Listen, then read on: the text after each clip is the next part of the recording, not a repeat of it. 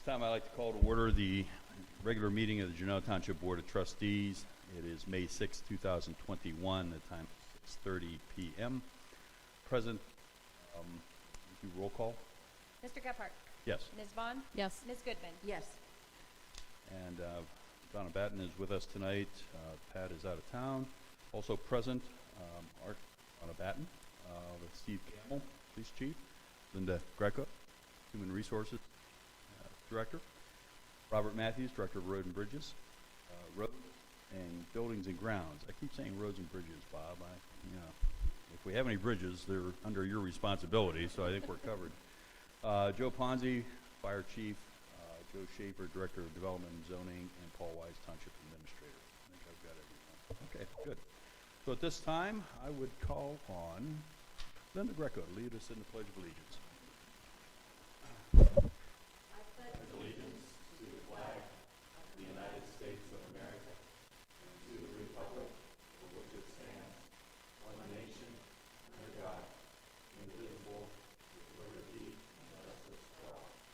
Thank you. All right. You want to go ahead and, Donna, fiscal report? Okay, first item up is our April bank reconciliation. All balances are, all accounts are balanced at $27,463,233.49. Of that, $8,110,333.92 is in our primary checking account. Our Fifth Third investment account is at $17,560.66, and our balance with Star Ohio is $2,253,031.64. I'll have this at the end for your signature. Okay, very good. Our second item on the fiscal report would be the approval of the April 15th regular trustee meeting minutes. Okay, at this time I'll move to approve the following April 15th, 2021 regular trustee meeting minutes. Is there a second? Second? Discussion, roll call. Ms. Goodman? Yes. Ms. Vaughn? Yes. Mr. Gephardt? Yes. Motion carries. That's all. Sorry. And that's all for the fiscal report. Okay, any questions of Donna? All right, seeing none, we'll move on. Trustee comments? I have one this evening.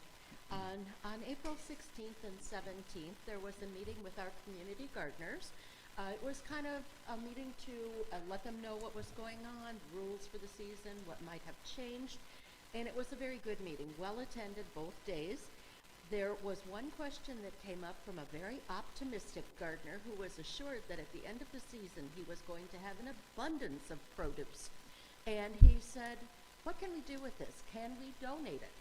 So I called people in need on behalf of the gardeners, and they were ecstatic to learn that our folks would like to donate, and they said that they would be happy to take that. So that's been communicated to the gardeners, and come fall, we hope that this optimistic person has a lot of other friends too. So that's all I have. Thank you. All right, great. Renee? Yes, I have a couple.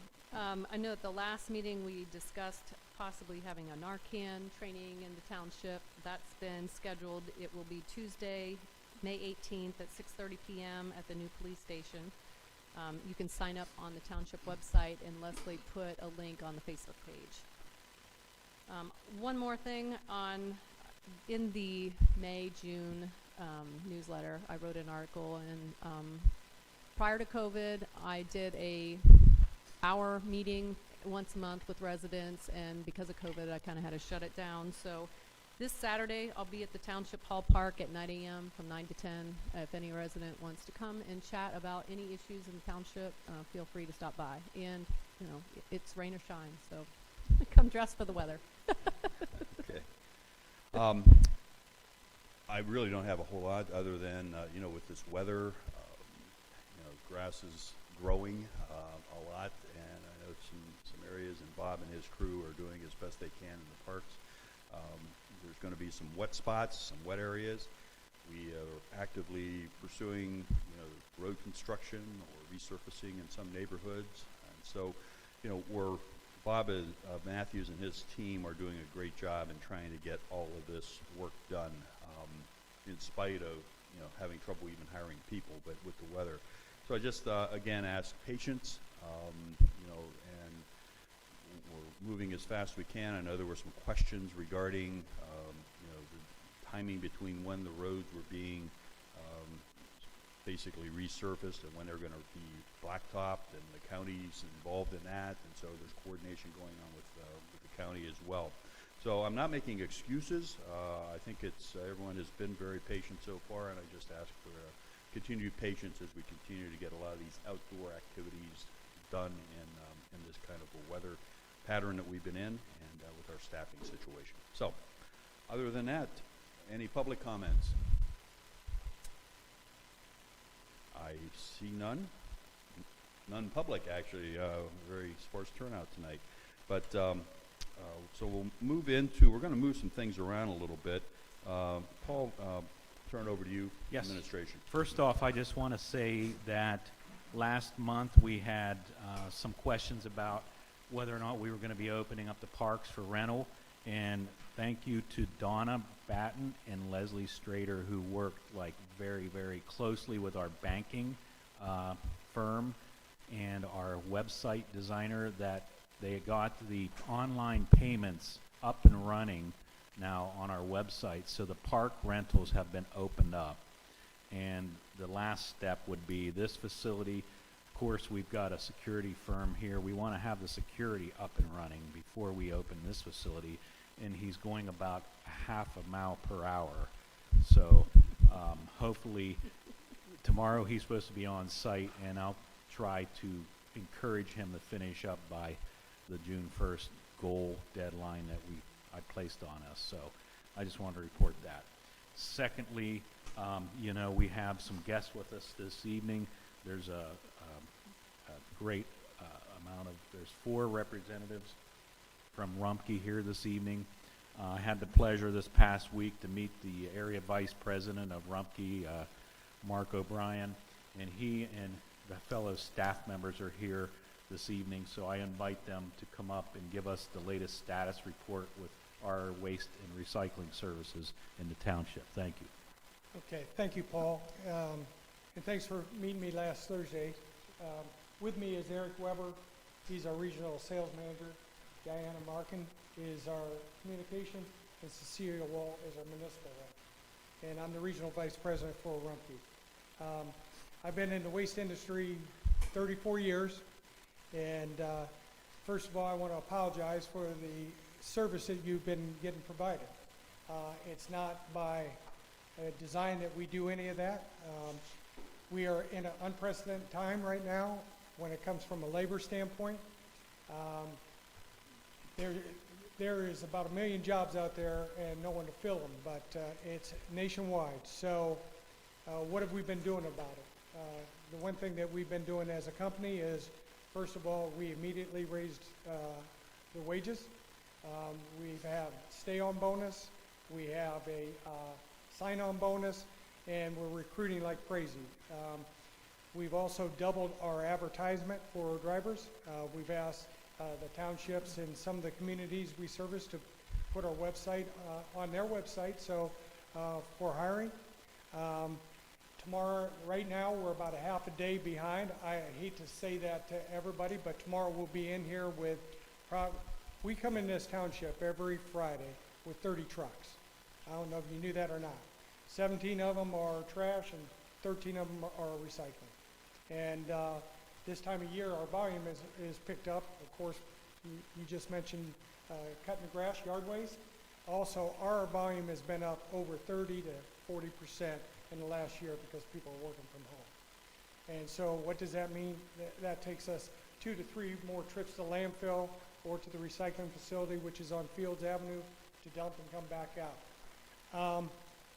We are not happy where we're at as far as the hiring goes. Our recruiting has picked up. We've doubled our recruiting. As I said, we've doubled our advertisement for hiring, and we've put new wages out there. Every morning I come to work, I hear on the radio that people are advertising for $20, $25 for jobs I would have never imagined. I was in Menards on Sunday, $16.50 for a full-time employee, $15 for a part-time. So those are some of the things that we're faced with. And we also, we are in 3 or 4 different states. We're in Ohio, of course. We're one of the largest haulers in the state of Ohio. Cincinnati is our home base. Our second largest hauling company is right here in Columbus, Ohio. We do 401,000 homes a week. So if you can imagine, if you're 10 people short, 10 trucks, that's 5,000 stops a day that we get behind. So tomorrow, first thing in the morning, we've got people coming from Crawford County, Licking County, Fairfield, Allen County and Lima.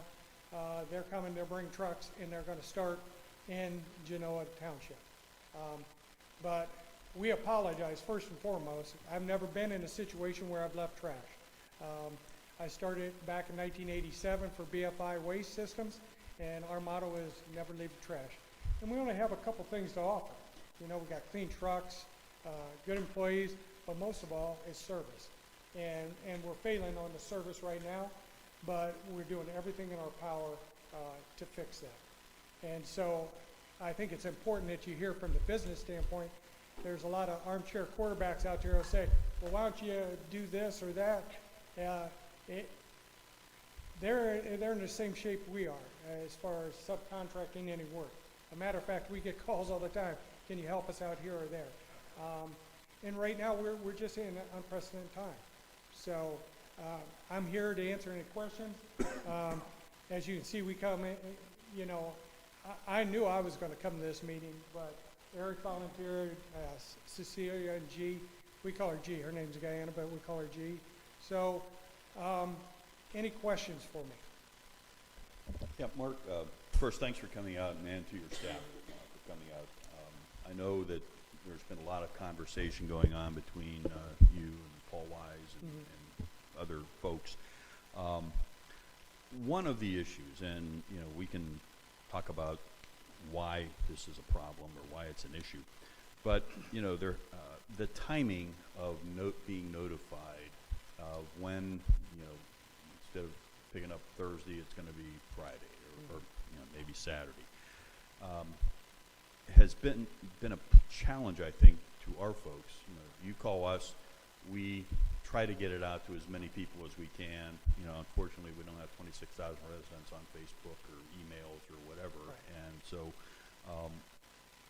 you know, I know, at least in my neighborhood, you kind of look and see what some of your neighbors are doing, and you know, whether you should be doing the same thing or not. And unfortunately, they look at me because I'm supposed to be in the know, and usually I'm the last to know, unfortunately. But what can we do to improve if there's going to be a delay, how can we get that word sooner from you and get it out to our residents? Now, I'm hoping that we don't have to worry about that issue going forward, but in the event that we have to, how do we handle that? Well, and that's a great question. And the number one thing is we never know where we're going to be from day one.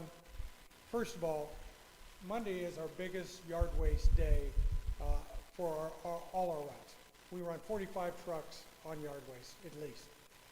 You never know what you're going to get out there because it's unlimited service. And then if we get behind on Monday, that leads into Tuesday. Tuesday's our biggest contract day.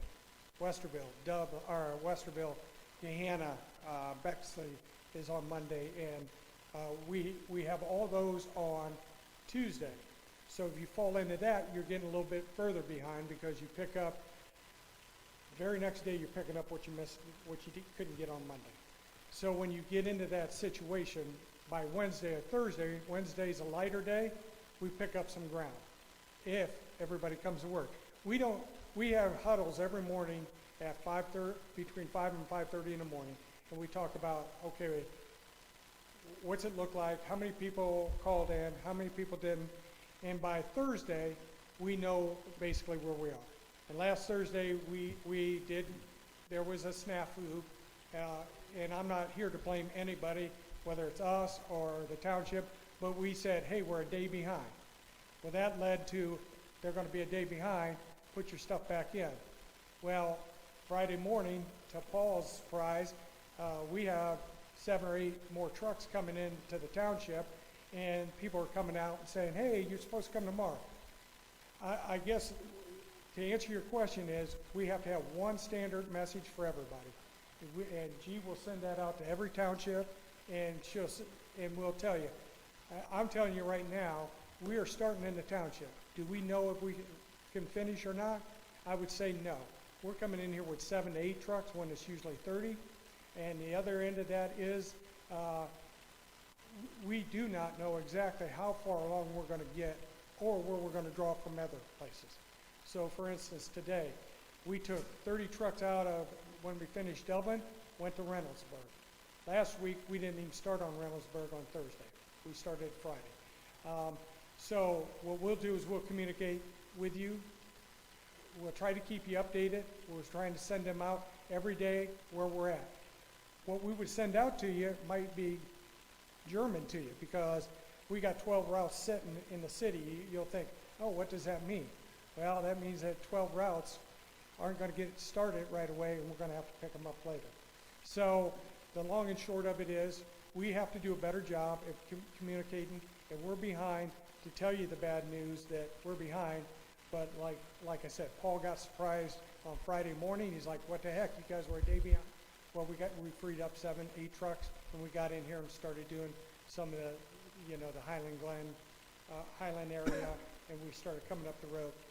And I was handing out Gatorade and water last Friday, and your residents are really special, because they were coming out, they felt bad for the drivers and the people because they're getting pounded. And the other thing is, we're killing our drivers, the ones we have, the full-time, the guys that they're every day, we're killing them. But we're going to get it picked up. I know we had the one day where we had a ration of call-offs on Saturday. We didn't get it all picked up. Went into Sunday, then it went into Monday. Our plan right now, if everything works out the way it should, and everybody comes to work in the morning, we should be about a half a day behind going into Saturday. So we will notify you. We'll keep you updated. We usually do a morning, afternoon, and 3 p.m. Shout out to tell everybody where we're at or how many routes are laying. I know it doesn't mean a lot to you when we say, hey, we got 17 routes laying. So I just wanted to mention too, Mark. Please get on the mic.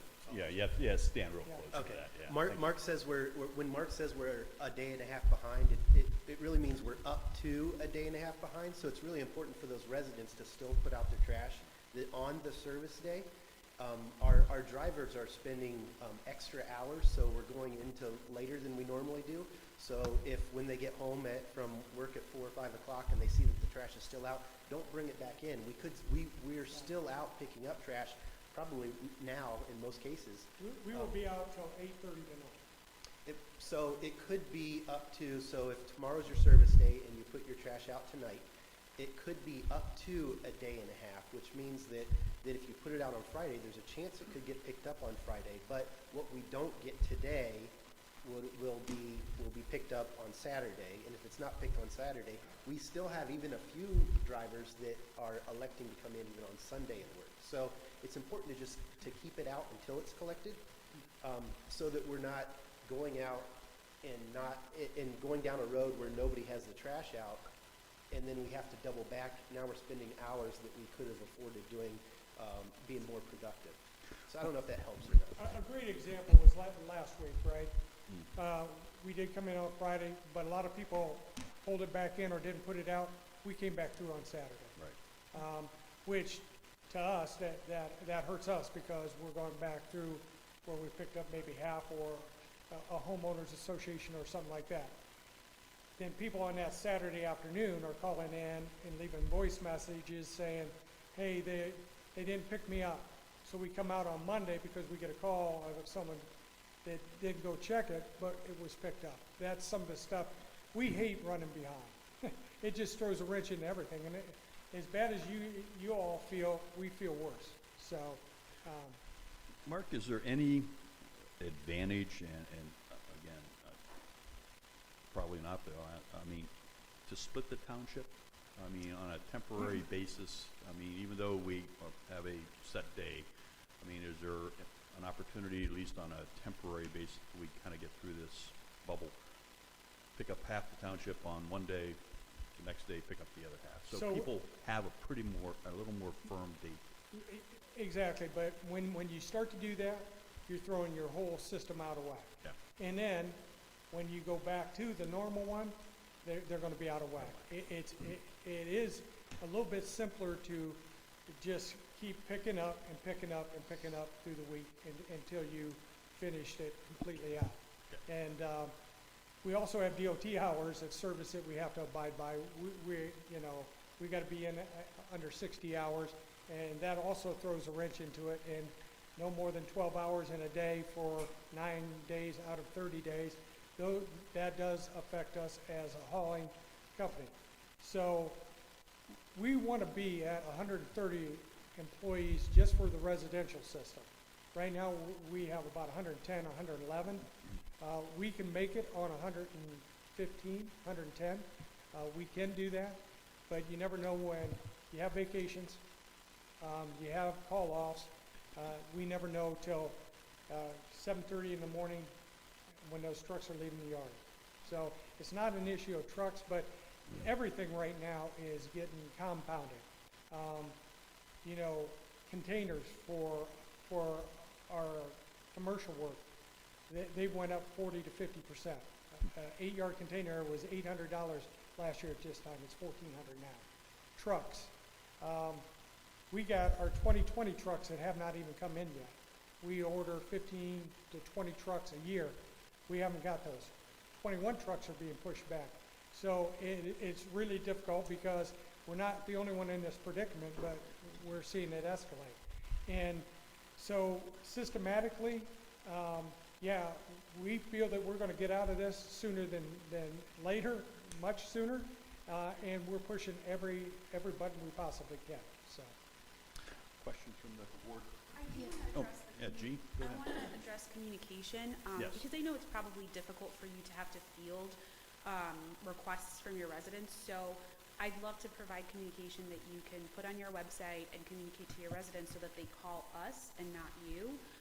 And as Mark mentioned, it is really important to have, and we've learned this through time and time again, it's important to have one concise piece of communication that you're not going to go back and forth on. It'll confuse residents, it'll upset them even more in the future. So that's why we really want to make sure it's one message. Hey, put it out on your day the night before. We'll service it as soon as we can. And again, unfortunate because we don't want cans sitting out there, but we want a service. We want to provide service. So, who should I get in touch Work with? with Paul, and Yes. he will connect Yeah. you with Leslie Strader, our communications director. Yeah, I'll provide the communication and provide an email and a phone number and Okay, now, direct residents. one to- thing though, Yeah. when you do communicate, you need to let your phone people know exactly what you're saying. Because last Thursday, we were told there would be 0 trucks in Genoa Township on Friday. We were told that. So we told our residents, do not put it out till Saturday. And then the end around happened. No one knew. And then all of a sudden, our phones start lighting up because we're reachable. No email went out from Rumpke. You've got most residents' email address. Pull the trigger on a press release quickly. Don't depend on Leslie Strader to handle all of your complaints on Facebook that we're taking black eyes for. Our trustees are getting called, and I think that's terrible. They should be like Maytag repairmen, but we're taking, Orange Township's taking abuse, Liberty's taking abuse. Your message needs to come quickly and be concise with accurate information. Because Dawn and Leslie were both telling me that the residents that were calling saying that the Rumpke operators in your service area were giving bad information. They were blaming the township for putting out bad information. Now, I can't sit there and not defend my people because we were only as good as the information that you put out. So Leslie's taking abuse on this. Dawn's taking abuse. I'm getting calls. I can't walk down the street without being abused about someone's trash.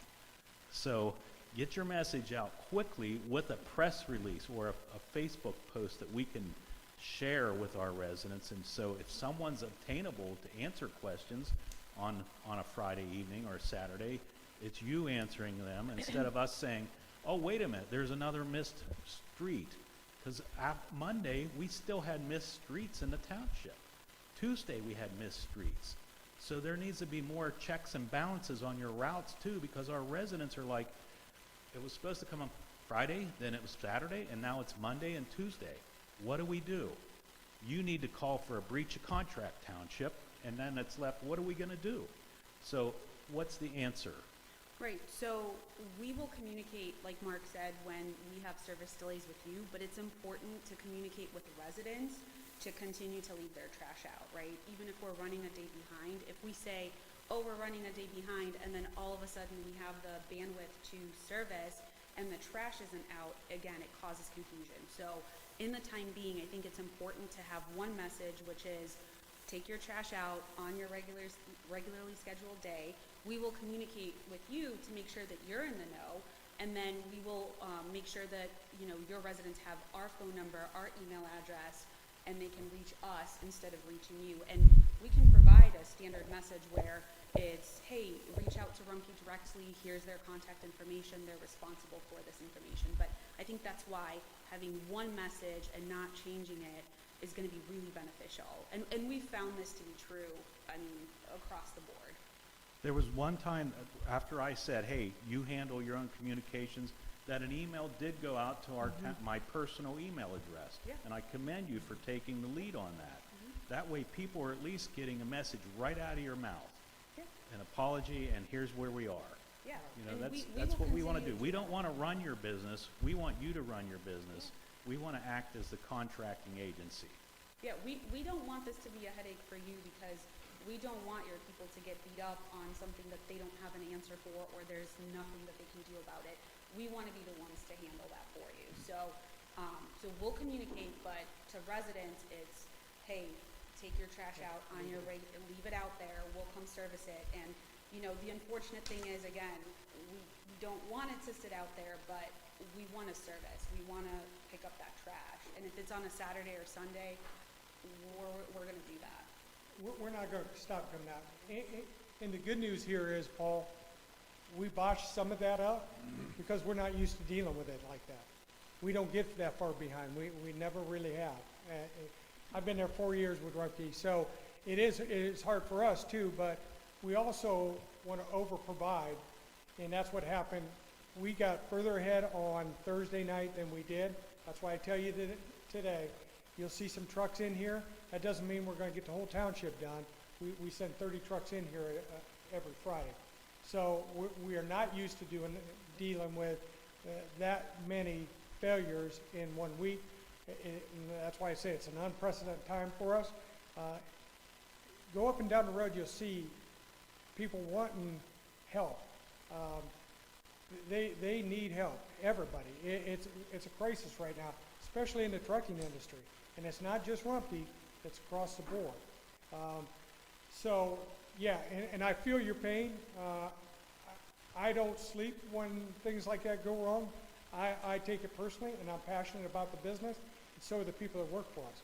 We've got some great employees that have stuck with us and are going out there, and then sometimes it's a different age right now with employees, and how they can call off work or they don't care. We do have some of those too, everybody does. So I apologize once again. You'll see better communication in the future. So. Normally, trash is put out by 6 a.m. It's supposed to be out there at the curb. Yes. And I've seen a number of my neighbors out there in their jammies like me getting the trash out. But you mentioned earlier when you were talking about you finish by 8:30 because of the ODOT rules. The concern expressed by a number of residents was, so I leave my trash out overnight. The raccoons and the critters get in there, and then I have to rebag it on Saturday morning when they come. If you stop at 8:30, could people concerned about that pull their trash back in and make sure it's out the next day? I would never recommend that, because the next day, early morning to them could be 9 o'clock in the morning, and we could be going through there at that time. That's where we get into some of this situation is if people pull it back in and out. There's toters, there's carts out there. We should be cleaning that up too. We should help clean that up no matter what. But I'm just asking you, leave it out. Because we can come through the whole town and there'll be 35 people that will call in on Monday saying, you missed me. And we go back out. How did we miss one person on a whole street like that? That's where we're at. Well, So we're asking you to leave it out, so. And I know watching these folks go by my house, they're really working hard. You know, it's not that Yeah. they're goofing off by any means, but there's just issues that you're dealing with, and we need to be better in how we take care of our residents when we deal with those issues. But the And- folks themselves are doing a good job that I've seen. Thank you, and as I said, we have one thing to offer, and that's service. And that's what we're trying to promote. So, you know, it just,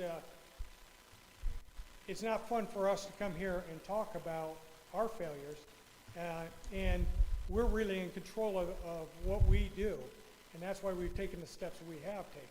And the Rumpke family, they've been doing this since 1932. They haven't forgot how to pick up trash. Andy Rumpke's my boss, and like I said, they're committed to the communities they service. They're committed to the recycling programs. Like I said, we're the largest recycler in the state of Ohio. And it's refreshing to know that I work for a family like that. Yep. A couple things. I appreciated the personal email to my personal account, but I felt like it was too little too late. Okay. It was after about 3 or 4 weeks of delayed garbage. Residents were already frustrated. So I would like to see more communication directly from Rumpke. It's your contract, yes, through the township, but we don't pay the bills. Each individual resident pays their bill.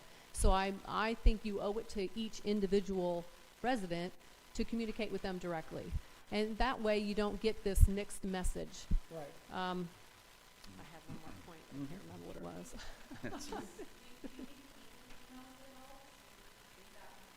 Anytime there's a delay or you're having an issue, I think that that went a long way for me. It was like, oh, wow, finally. You know, I got communication from Paul, so I kind of knew what was going on, but the residents didn't. Yes. So, I mean, it seems like the other times when we've had delays has been with weather situations, like snow, you know. So if people hear there's going to be 6 inches of snow, they probably assume that trash is going to be potentially delayed. You know, in this time, they don't know. And again, to what Paul said, and Connie, we've all said, is we just need, if we know we're going to be delayed, then let's anticipate that. And the surprise should be it got picked up earlier, as opposed to it got picked up later. Or, you know, I didn't want the raccoons, or it's going to be 60-mile-an-hour winds tonight. I don't want my trash blowing all over the neighborhood, so I'm going to bring it in, and I got missed. So, you know, err on the side of communicating too much and early. And, yeah, that'd be great. Go ahead. well, I You just guys- remember my other point. Yes, Sorry. I was gonna say. Yeah, no, it went. I'm so sorry. I see. That's what I'm supposed to be doing. You know, you're young. I turned 50 last month. Something that, I don't know what happened, but something. The other issue is if there is anything, and I believe you have supervisors kind of Yes. follow around and make sure things are picked up. And I know that you do provide, or they are available, the containers from Rumpke for both trash and Right. recycling. But there's also stuff that just kind of sits around. If there are things that we can do, and I'm not saying let's put this burden back on the residents, but if there are some things that can be done to make things more efficient and effective, you know, let Paul know or something that we can, you know, Yeah, be and- out there. And I have to say, last weekend, a lot of the residents, they pulled their stuff together, which was pretty cool too, because you go on, stop, go on, stop, go on, stop. Now you go, throw it and go. So that did help out substantially for these neighborhoods. So, but you don't want to get in the habit of that either. So, because then you're going to have neighbors that say, "Why you always have to pile it up in front of my Yeah. house?" Right? So, Right, yeah, I don't think we need to have, you know, transfer stations in each right, neighborhood. exactly. But, Exactly. But yeah, there are some things like that. So that might be something we look at down the road is, do we want to maybe figure out how do we get more people on the larger containers with the attached lids for both recycling Yeah. and trash? But anyhow, I've got, And our ultimate goal is, we would love to be automated. Yeah, yeah. That would be the other end of it, automated, but that takes a lot of training and of customers. And it would not be, it would be limited to cart contents only, which a lot of the neighborhoods are going to. And it does push them more towards the recycling end of it, so, that would be our wish, is automation, so. I have Leslie Strader in one ear giving me messages, so Okay. when she's lacking sometimes when a message comes back from Rumpke. Okay, the message would be, yes, we're working off a delay, but what is the message then? We need to tell our residents. Do you leave it out? Do you leave it out for how long? Do you leave it out through Leave it- Monday? Leave it out till it gets collected, because we will collect every single bit of it. Okay, We were out this past Sunday until 11 o'clock in the morning, finishing some stuff up, so that is our intention. That Okay. was my comment. I wrote it down, so don't forget. So the message to residents, leave it out on Thursday or Yeah. Friday morning before your regularly scheduled time, and Yes. don't bring it in until it's picked up. That's Absolutely, absolutely. summary, okay. Because it eliminates human error. Mhm. Like I said, first thing in the morning to me is dark 600, right? That's first thing in the morning to me. Some people it's 9, 10, and truck goes by. We do, woe is me, right? We do have people set out behind us, and then they'll call township and they'll say, hey, you know what? We don't. Yeah, we- you missed us. Yeah, you missed us. And that's when we go out, and that's why we have the supervisors drive around, so. All right, so we'll continue down the path Thursday and Yes, yes, out sir. Thursday night and go from there, Yes, and sir. we'll just keep trying to improve. Yeah. And we'll stay in touch. Paul, I know, has been in Yeah. touch with your folks. Yeah, I gave Almost Paul my weekly. card. My email address is on there, so is my cell phone. And I answer my cell phone 24/7, so. So, we appreciate the work that your drivers and everyone do, but we also have, the residents saying, look, it's a business, and I own a business, and I've got to do this, or whatever. And so, we just have to deal with that. That comes with the territory. We understand that. But anything that we can continue to do to get back on schedule I think Yeah. is going to be great, and I know that's something you want done as well. Absolutely, absolutely. Thank you. And I Anything else? apologize once again. So thanks for having us. Thank you. Thank you for coming. Thanks for your folks coming in. Thank you. Thank you.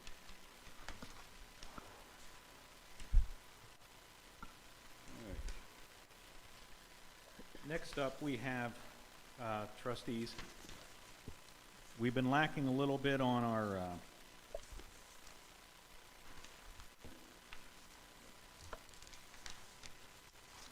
microphone system. I'm sorry, we're now at the liquor permit. Yes, liquor permits. Thought I missed a page. Makes it easier to stomach the microphone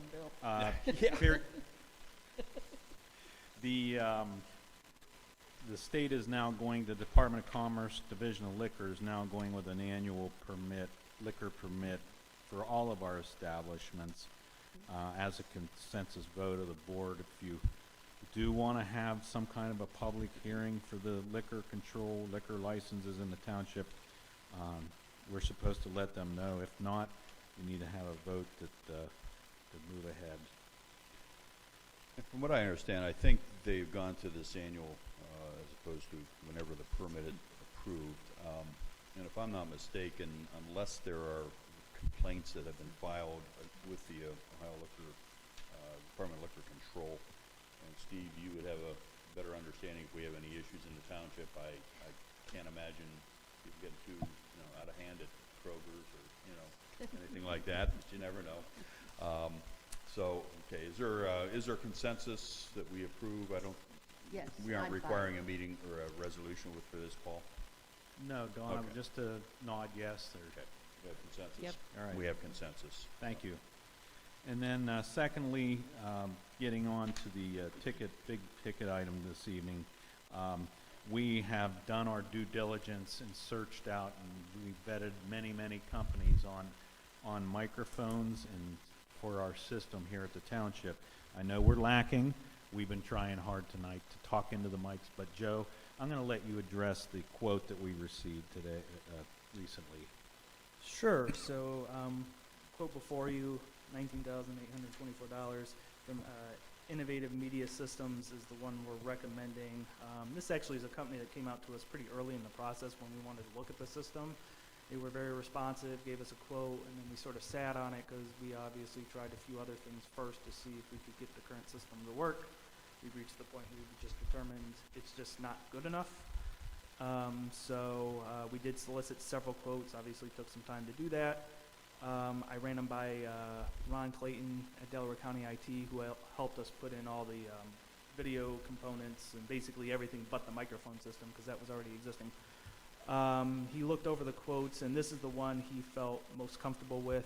He felt like it was the most detailed. He felt like what was being quoted in terms of the quality of the product being quoted was very good. He thought the box, the mixer, for lack of a better term, I'm not great on the terminology, that'll come with this will help balance out the sound a lot better, and hopefully just eliminate a lot of the problems we have been experiencing. They're also work off of chargers, much similar to the ones that police have in their facility there, so hopefully no more running around changing out batteries. So that's pretty much it. So we're hoping to get approval or requesting approval for the expenditure tonight, so we can get things moving. I did talk to him today, and he could be in here the week of the 17th and getting the new system in. I'll go ahead and support the motion and we can talk. Move to authorize purchase order to Innovative Media Systems in the amount of $19,824 for a wireless microphone system for the township hall. Is there a second? Second. Discussion.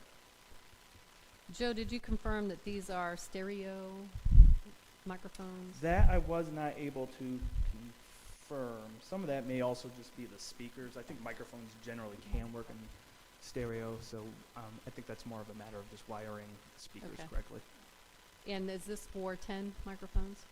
This will be for 10 microphones, yes. The original quote we got was for 8, and then as we went through the process, and even you can see tonight, we have one out in reserve because it doesn't work well at all, but we'd be using all 8 tonight, and Zoning Commission often uses even more than this. So 10 will accommodate the larger meetings and also give us a couple of extras in case we do have one that fails for some reason. Great, thank you. Connie, anything? Actually, he answered my question in his presentation. When would the work be done? So, sooner the better. For a June meeting, we should be, That's the goal. okay. All right, any other questions? Roll call. Ms. Goodman? Yes. Ms. Vaughn? Yes. Mr. Gephardt? Yes, motion carries. Thank you, board. Okay. Is that it for you, Paul? That's it. If you don't mind, Mike is patiently sitting back there, and even though he's a resident and I know is just enthralled with what's going on, I think out of courtesy to Mike, we'll bring him up to talk about the financing component and how we're going to go forward with renovations at the fire station.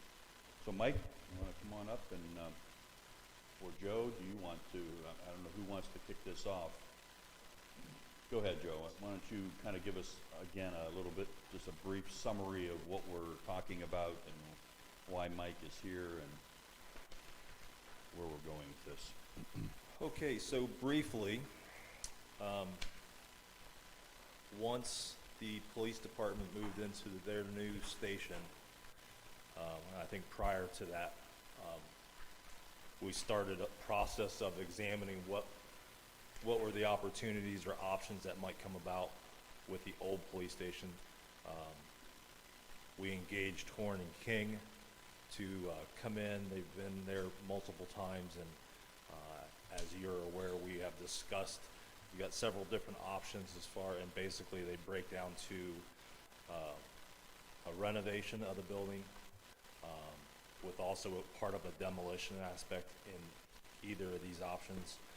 The other option would be basically tearing down about 98% of the existing building and building a new structure that would provide a much larger training room, climate-controlled gym facility for the firefighters, et cetera. And so we're down to the point tonight of, well, maybe, we're going to talk about finances and bonds and options, and then maybe go further. But we had to get some information from Mike that he had provided to us in the original proposal of different options that we could go with on the bonds, and Mike's here to explain the different types of the bonds. Joe, if I could interject just before Mike comes up, I think, the issue has been, we did a bond levy for the park, or for the police station. And, I don't think there's interest, nor is there tolerance for another tax increase, another bond issue in the township at this point. So that at least a one that is voted on that would potentially increase taxes. Now, and I think Mike is going to explain that you can have bond issues without going to the ballot, and so we'll talk about that. But so I think that's the issue that we want to move forward with something, which we believe we do. The challenge is, how do we pay for it without processes we've used in the past? Yes, so to be perfectly clear for people that are currently listening or going to listen later, this would not go in front of the voters. Right. It's not like the bond issue that the police department did. This would be paid with current levied funds. Right. That the voters approved it last November, the fire levy. And so that's what we're examining is, what are the costs and are we able to do it? Okay. Okay? Very good. Mike, come on up. Thanks. Mind if I take the mask No, off? please do. Yep. Well, good evening, everyone, and it's great to be back. Ms. Vaughn, it's great to meet you. Seemed like a great addition to our township, so welcome to the township as trustee. Everyone else, great to see everyone, Connie and Carl and everybody. There's been a lot of improvement going on here in the township, and I gotta say I'm very proud to be a resident of this township. It's nice to see all the improvements. The parks look beautiful. That's why I moved here with my 4 kids. The police station's awesome. I drive by it every day. I drop my kids off at soccer. And I mentioned to you, Carl, this administrative hall, a lot better than where it was a couple of years ago. It looks really nice, professional, and it looks the type of community you want to live in. So, good work, trustees and administration. That leads us to the next project, the fire station. I know I drive past the fire station going to the park back there. And it could use a little improvement. From the road, it looks really nice, but you're right, there's some improvement inside the facility, so the trustees decided to move forward. I think that's a good decision from my perspective. I'm here really just to share ideas. I don't want my taxes to go up either, so I'm the same as everyone else in this township. But I think this is a real good opportunity that you can improve your facility and not increase taxes for anybody. And I think we can structure the payment to make it make sense within your budget. And I look forward to potentially working with you on that. Before we get into the details, you may have all this information, but let me just pass this out. This is the interest rate graph, and usually people are asked, is now a good time to borrow? Now is a great time to borrow. And what you're going to look at when you see it, it's a graph that has a whole bunch of bar graphs on it going up and down. And if you look at the kind of purple or dark blue line, the solid line, right where that orange line is, that's the tax-exempt bond index interest rate. It's not your interest rate, it's the index that tax-exempt bonds are traded off of for a 1, 2, 3, all the way up to a 30-year bond issue. And the bar graphs going up and down, the darker color, that's the average range of interest rates for each year over the past 5 years. The light blue up top, that's the average range over the last 10 years that you see in the legend down below. But again, focus your eyes on that kind of dark blue solid line. You can see interest rates are near the lowest they've ever been in the past 10 years on average. Not the lowest. The best time would have been maybe a month and a half ago. It was probably the lowest point to borrow money. But since then, rates have come up a little bit, but still very, very low interest rates. And this is part of the reason why everyone's housing market's going crazy. My house, I'm not selling my house, but my neighbors' homes are selling very, very quickly. And the reason why is mortgage rates are really low. Same thing here. So all in all, interest rates are really solid. It's a good time to borrow if you have a need or an interest.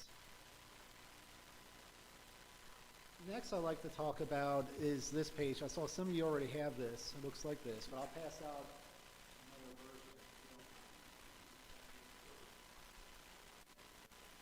And just in case, make sure you have the right set of numbers in front of you. I think they probably are, but your fiscal officer, Pat, asked me to update some numbers, and which I did. I sent it to him the other day, so you should have this.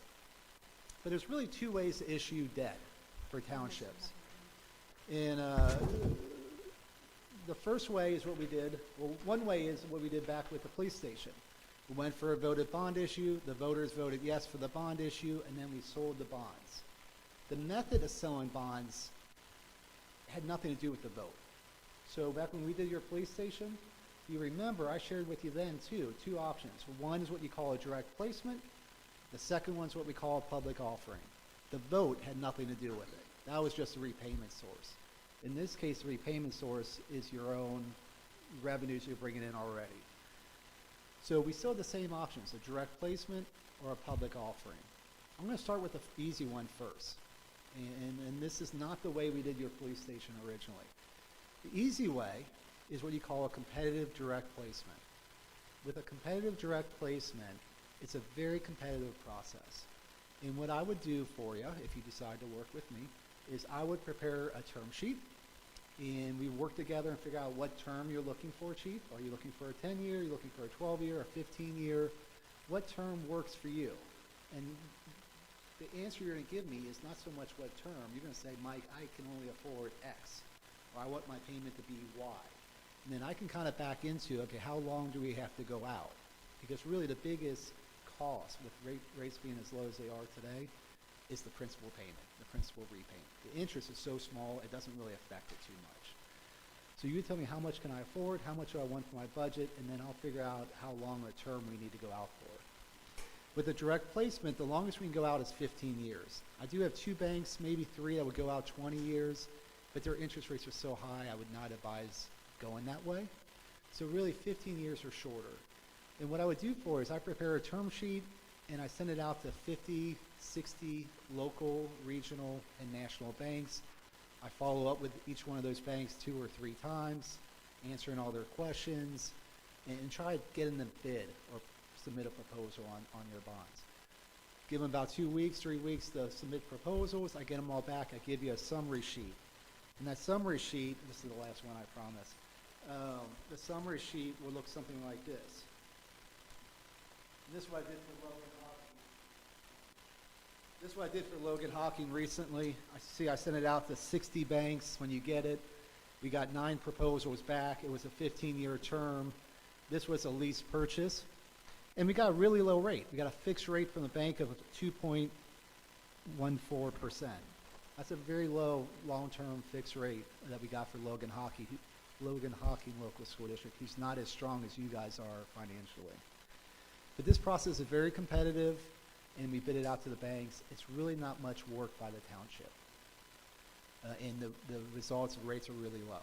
The other nice thing about doing a direct placement is the bonds can be, in most cases, callable at any time, or callable in a couple years. And as a reminder, callable means prepayable. So it's prepayable in a couple years. In some cases, some banks will even make it prepayable anytime. So that's the advantage of doing a direct placement. You get a very competitive interest rate. The bonds are flexible prepayment options, and it's a very easy process for you. Essentially, I take care of everything for you. You just sign the documents and pass the resolution. But it's 100% your choice on what bank you want to use. You don't have to use the low bid. You can use the local bank if you choose, or you can take the low bid. Any questions about direct placement? The second option, and this is what we did for the police chief on the police station, was a public offering. The nice thing with your township, our township, is this is an extremely strong township. Everyone on the administrative team, the trustees, the demographics of this township is extremely strong. And because of all the strength of the township, you got a very, very high bond rating. In fact, you got a AAA bond rating. I imagine most of you remember, which is the highest bond rating you can get, according to S&P and Moody's. Because you have such a strong bond rating, it makes a public offering financially the better option. Because your bond rating is so high, I can sell the bonds to the general public, to pension funds, banks, trust companies, the universe of buyers, just like I did for the police station. And because your rating is so strong, we're able to get the best interest rates for your township. The other advantage of doing a public offering is you can go out 30 years. So if you want to go out on this new facility 30 years, because you want to make the payment as small as you can, we can do that.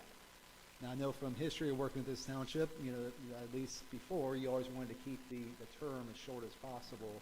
So I'm not sure if you really want to go out 30 years or not, but you can. And that's the advantage of a public offering. And the other advantage is the rate's going to be lower. Now, with every advantage, there's always a disadvantage, right? And, all of you, Paul and Donna and Pat and the chief, you were even involved a little bit in the rating process. When you do a public offering, the disadvantage of doing a public offering is we got to do the official statement. We got to put together a rating presentation, which I'm sure all of you remember. And then at the end of the day, we get a rating report, which is what we need from the rating agency in order to sell your bonds. That takes some time. Now, the nice thing, we already have a rating in hand. Before, we never had the rating in hand, so we're starting from scratch. Now we have a rating in hand. It would be more of an abbreviated process. In fact, I think I can put together a really short rating presentation, just hitting the highlights since the last time we talked to the rating agency, meet with you maybe once, maybe twice if you need it, and then we give the rating presentation just like we did last time. So the process would be more streamlined than last time, but it will take more time. The other thing to think about is I showed you the interest rate graph, which I laid down already, but because there's more involved with the public offering, the other disadvantage is we can't lock the rates in until about 45 to 60 days from now, assuming you want to move forward quickly. You may say, I want to wait 3 months before I get started, and that's your decision. But assuming you want to move forward quickly, we have to wait about 45 to 60 days before we're able to lock the rates. And during that time, rates could go up or down, but most likely probably going to go up, in my opinion. So that's a disadvantage of doing the public offering. I'm happy to work with you on either one. And in fact, being a resident, I want to make sure this is done at the most competitive interest rates we can to keep your costs down, and then you don't have to come back anytime for future levies. So I'm in for anything you guys would like to do. My job really is just make sure I explain all your options to you and make sure you understand the advantages and disadvantages of each. So with that, I'll kind of open up the questions before I get into actual numbers about the process. Mike, a clarification on the graph. The dotted line appears to be May 1, 2020, so that's what it was about a year ago or so. So right now, we are below where it was a year ago. Am I reading that correctly? That's correct. Okay. All right, just thought I would. And the trend, it seems like there's pretty much a flat trend. It's going on here since a while, isn't there? One thing, Trustee, if you look, the first page is a year over year. The second page, you're right, is the trend line. Yeah. And you can see it really was pretty flat for most of 2020. Went up. And then in February, the last 2 weeks of February, went up about 50 basis points across all terms, 5, 10, 15, 20. And then since then, it's kind of been up and down. Yeah. According to our economists, I don't predict the future. I can't do it. Believe me, the economists can't predict the future either, but they think they can.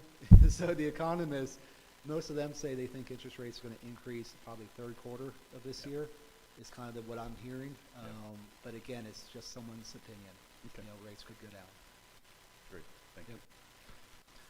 Questions? You touched a little bit on one of my questions. Janet Yellen was on one of the Sunday morning talk shows, and she's been featured on a number of the morning shows recently, and she's talking about interest rates going up. Do we have any idea, you just mentioned third quarter, do we have any idea how much that jump might be? And I know you're not a fortune teller. Yeah, it's I tell this often, and people ask, that's a very good question, Trustee. I get asked that often. 5 years ago, so well, actually more like 8 years ago, I could kind of predict, because you look at jobs trends, inflation, labor statistics, you can kind of predict where rates are going to go.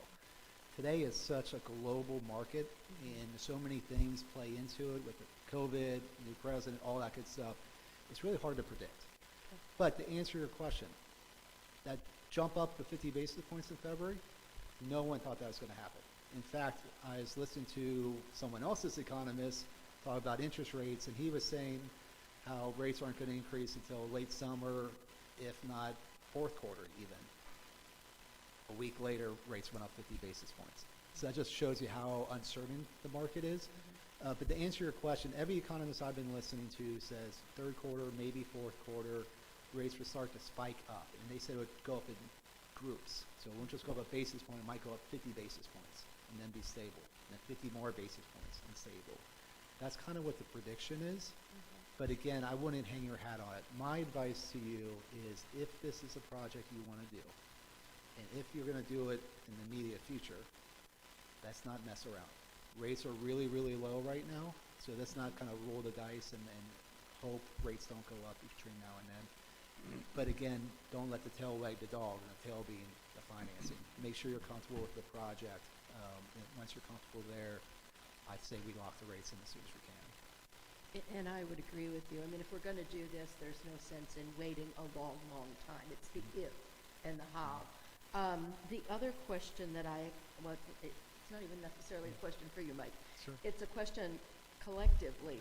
If I look at this, you talked about these loans being a 15-year max for the direct placement and a 30-year max for the public offering.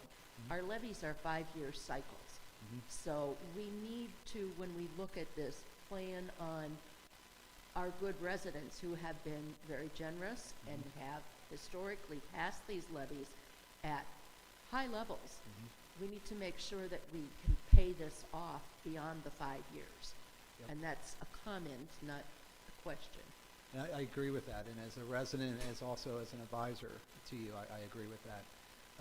Keep in mind, these bonds are going to be sold as what you call LTGO bonds. That's limited tax general obligation bonds. So they'll be sold that way. The repayment source is going to be the fire fund, but the security is the full faith and credit of the township. So that's one thing you need to keep in mind as well. That's the structure of the bond issue. That's the way I would suggest. So if the fire fund's not sufficient to pay it, it comes back to the township as a full faith and credit. That's the way to get the lowest interest rate on your bonds. And really, you're the same group. So it's not like you're lending to your child or something. It's the same group, but it's something to keep in mind. And that's why we can sell the bonds with a longer term than the fire levy. Does that make sense? It does, and that's very helpful. Thank you.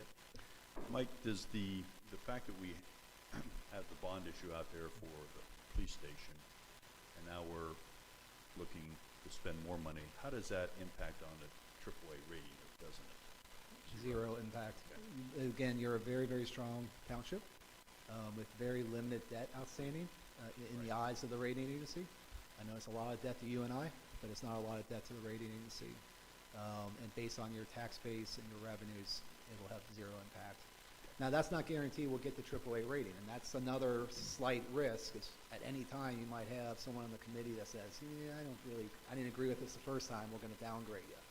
I can't guarantee we're going to keep that AAA rating. That's what I was asking. But I can tell you, I don't think it has anything to do with issuing more debt. Yeah. It's just a matter of who sits on that committee that day at the rating agency. I was going to ask Donna before the meeting how many years we have left on the police station. Anybody know? 8 more years. Thank you.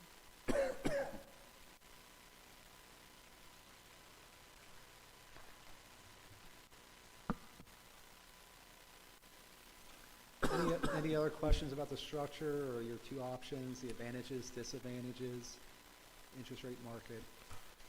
And with that, I won't go over this in verbatim. Everyone can read. But essentially, I broke it out as $3 million, $3.5 million. We can do any size that you want, but that's $3 million, $3.5 million project. 10 to 15 years for direct placement. I'd focus, if I was you, I wouldn't care too much about the interest rate. in my opinion. I think you focus more on what's the annual payment, you know? So I look at the kind of light shaded blue column, and you can kind of see what your annual payment is for a direct placement, 10-year or 15-year compared to a direct placement 10 or 15-year public offering. And you can kind of see what the difference is there. And things to keep in mind, a lot of times I do these for clients, it's the client's decision. A lot of times they do a direct placement, and they say, I even know it's going to cost me a little more, it's manpower, you know, my people are worth more than the time they're going to spend on this. Most of the time, the direct placement and public offering is not, the difference isn't this much, but again, it's because you're such a strong township financially, there's a little bigger gap between the two. But either one of these options, I think, are very good options, and I think you can make the case that either one of these options are a good option for your township, if you choose to. Any other questions for Mike? You did a good job explaining, so thank you. Oh, great, thanks. Yeah. Good job. Okay. All right, well, let's continue. Mike, you're more than welcome to stay and do our discussion. You may have an opportunity for some input, or we may have questions. I was just trying to do some quick calculations here, but I'll wait. So I guess there's two issues, really. One is, what do we want to do? And then the second one is, how are we going to pay for it? And I think we have to look at the what first. So, you know, I know I've been down there a couple times and looked at the facility. I think Renee, you've been there at least a couple times, looked at the facility. And I don't think we have to make a decision tonight, but, you know, and I don't know what other information we need. I mean, is there other information that the trustees feel we don't have that would be helpful in our decision-making process? I think one of the questions is, what does the fire department feel that they can afford to pay?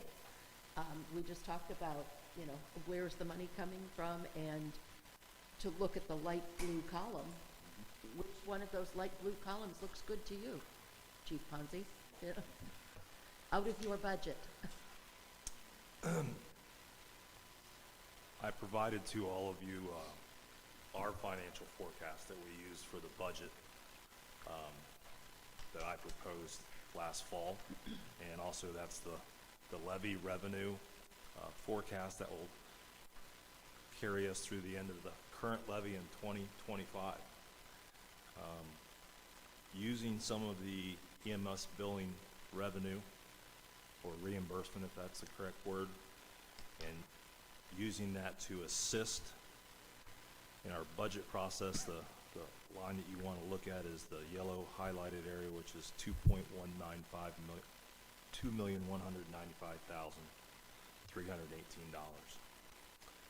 I did some quick math just to look at the lowest impact of anything that Mike had on here, and I looked at the public offering, 20 years of and I just looked at the $3 million figure. That's $179,000 per year. And maybe Mike can answer this, is how soon would, the one question I don't know is, once we start the process and we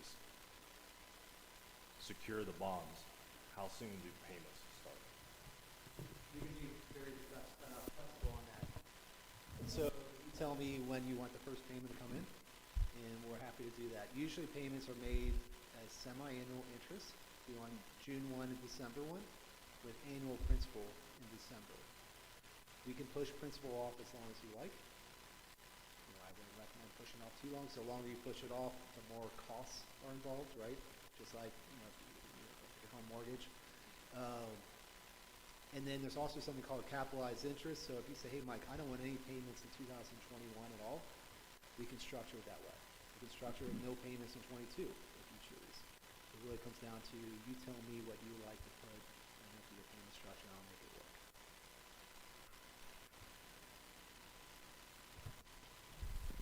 So with that being said, wouldn't make a payment in 2021, maybe start paying back in 2022.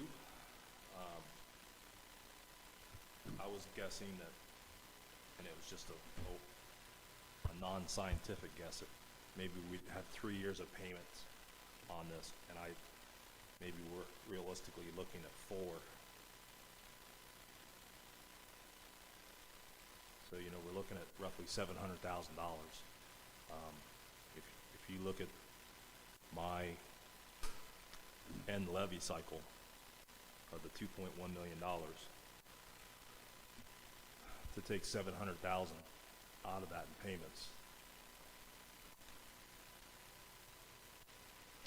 So Joe, the 2,195,000, that's the carryover?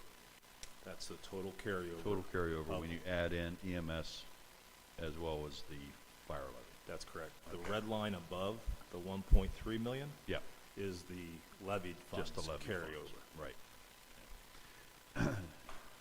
And we knew going into this that we would deviate somewhat from the, 30%, 40% carry, 50% carryover we've tried to maintain in each of the departments. And we knew that we were not gonna have that situation. For us, yes. Yeah. That's correct. Unfortunately, that happened, those decisions were made before we, Started talking about yeah, this. started talking about this. Whether it would have changed anything or not, I don't know, but, it is what it is. Okay, so this is the total carryover. And I'm figuring if the lowest payment offered, if you're looking at your levied funds, that would account for like a 0.3 mil levy at the township. Like for, if you can fund this through the end of this cycle, and you want to keep in a positive range, to fund the payment would be a worst case scenario of like a 0.3 mil. That would handle up to a mid $300,000 payment for the remaining 5 years.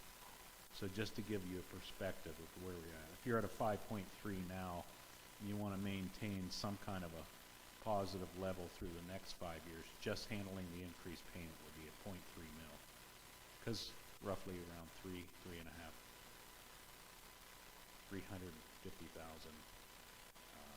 payment.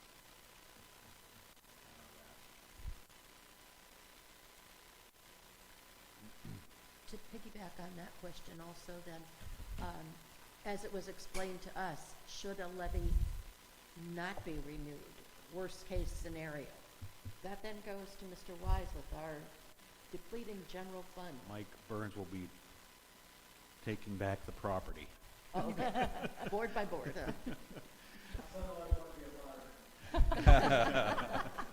For free? Well, we did, we've asked the chiefs as well as Paul to look at, okay, what are all the pots of money? Where are the cookie jars out there that we could look at without adversely impacting on, service obviously.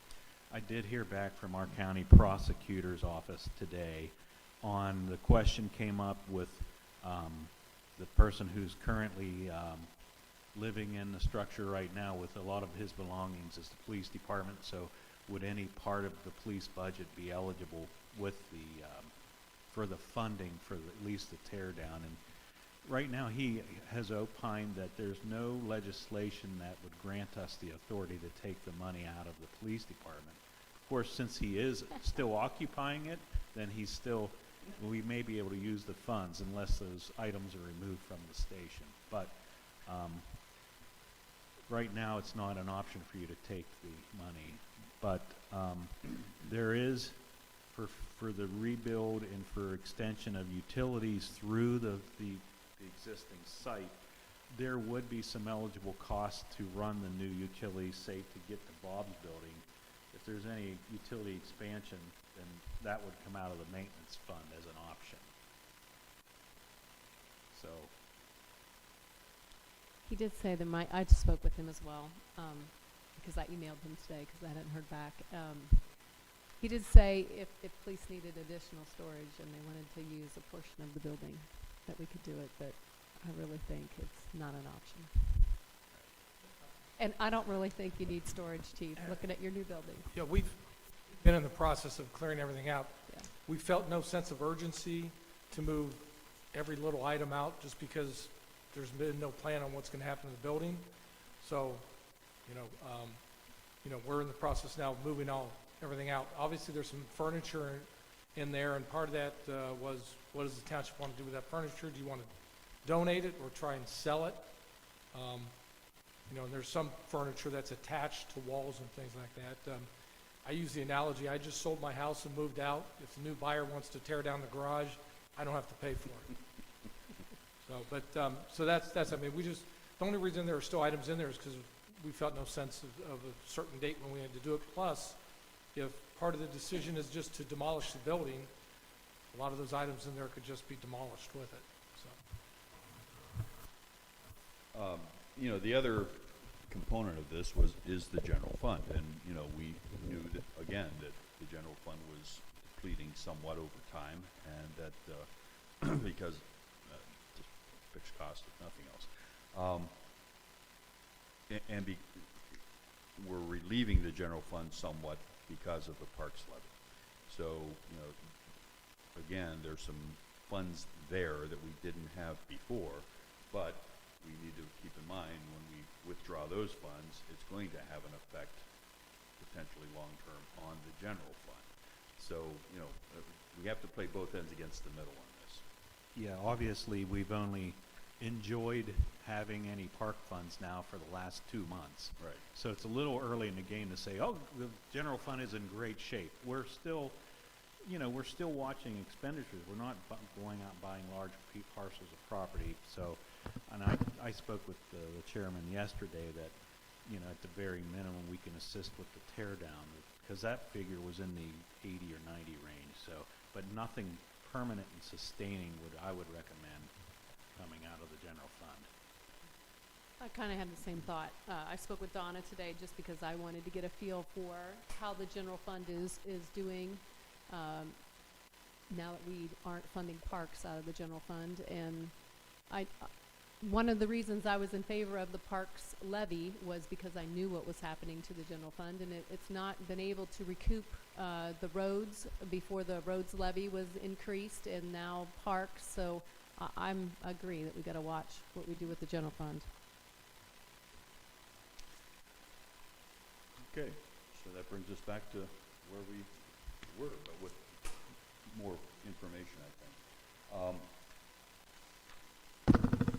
I guess I would, Joe, you had mentioned your recommendation, at least at this point, is looking at the 20-year under the public offering, which basically you're talking $179,000 a year payment.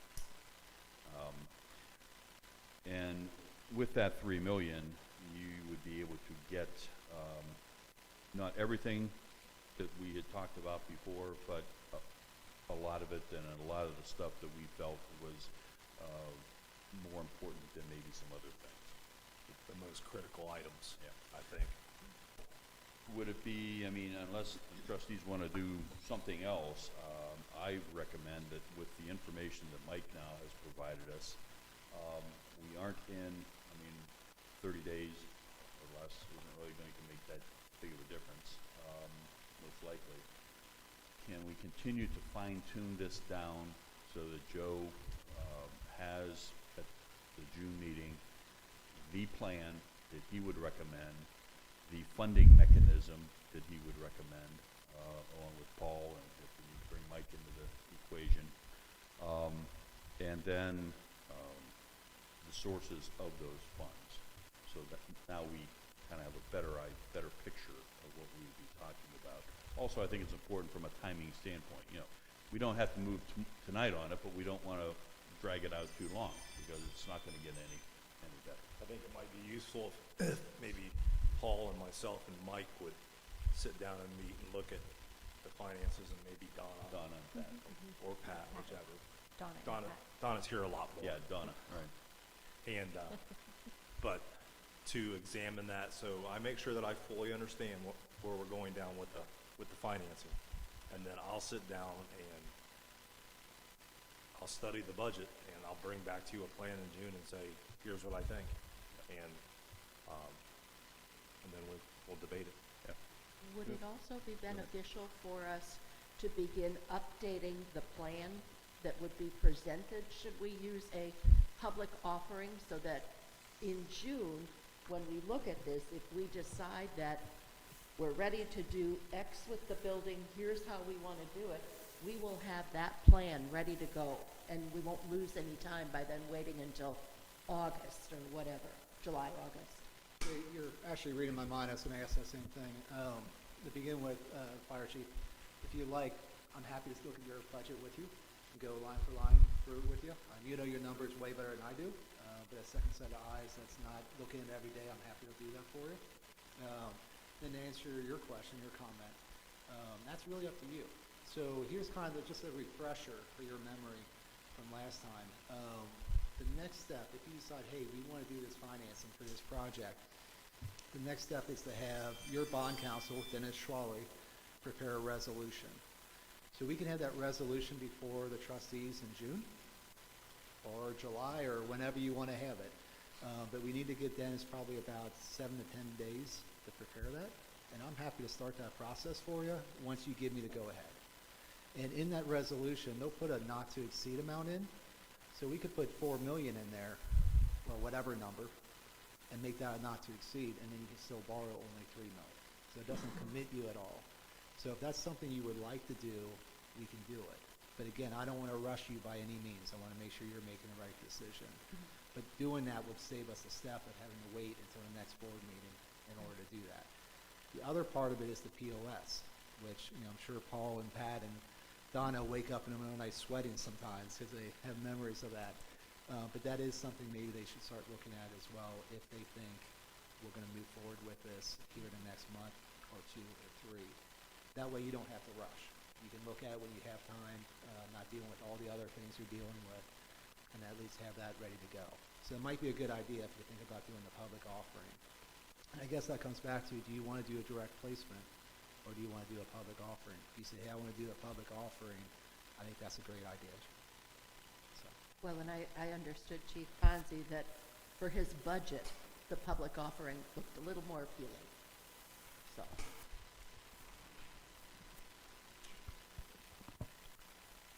I would agree with that statement. I'm just looking at the option of the most minimum financial impact to the fire department budget during this levy cycle. That's where I've always been looking at, is that end number and what's it going to cost us over how many years, being with the reduction of the levy, this last fall.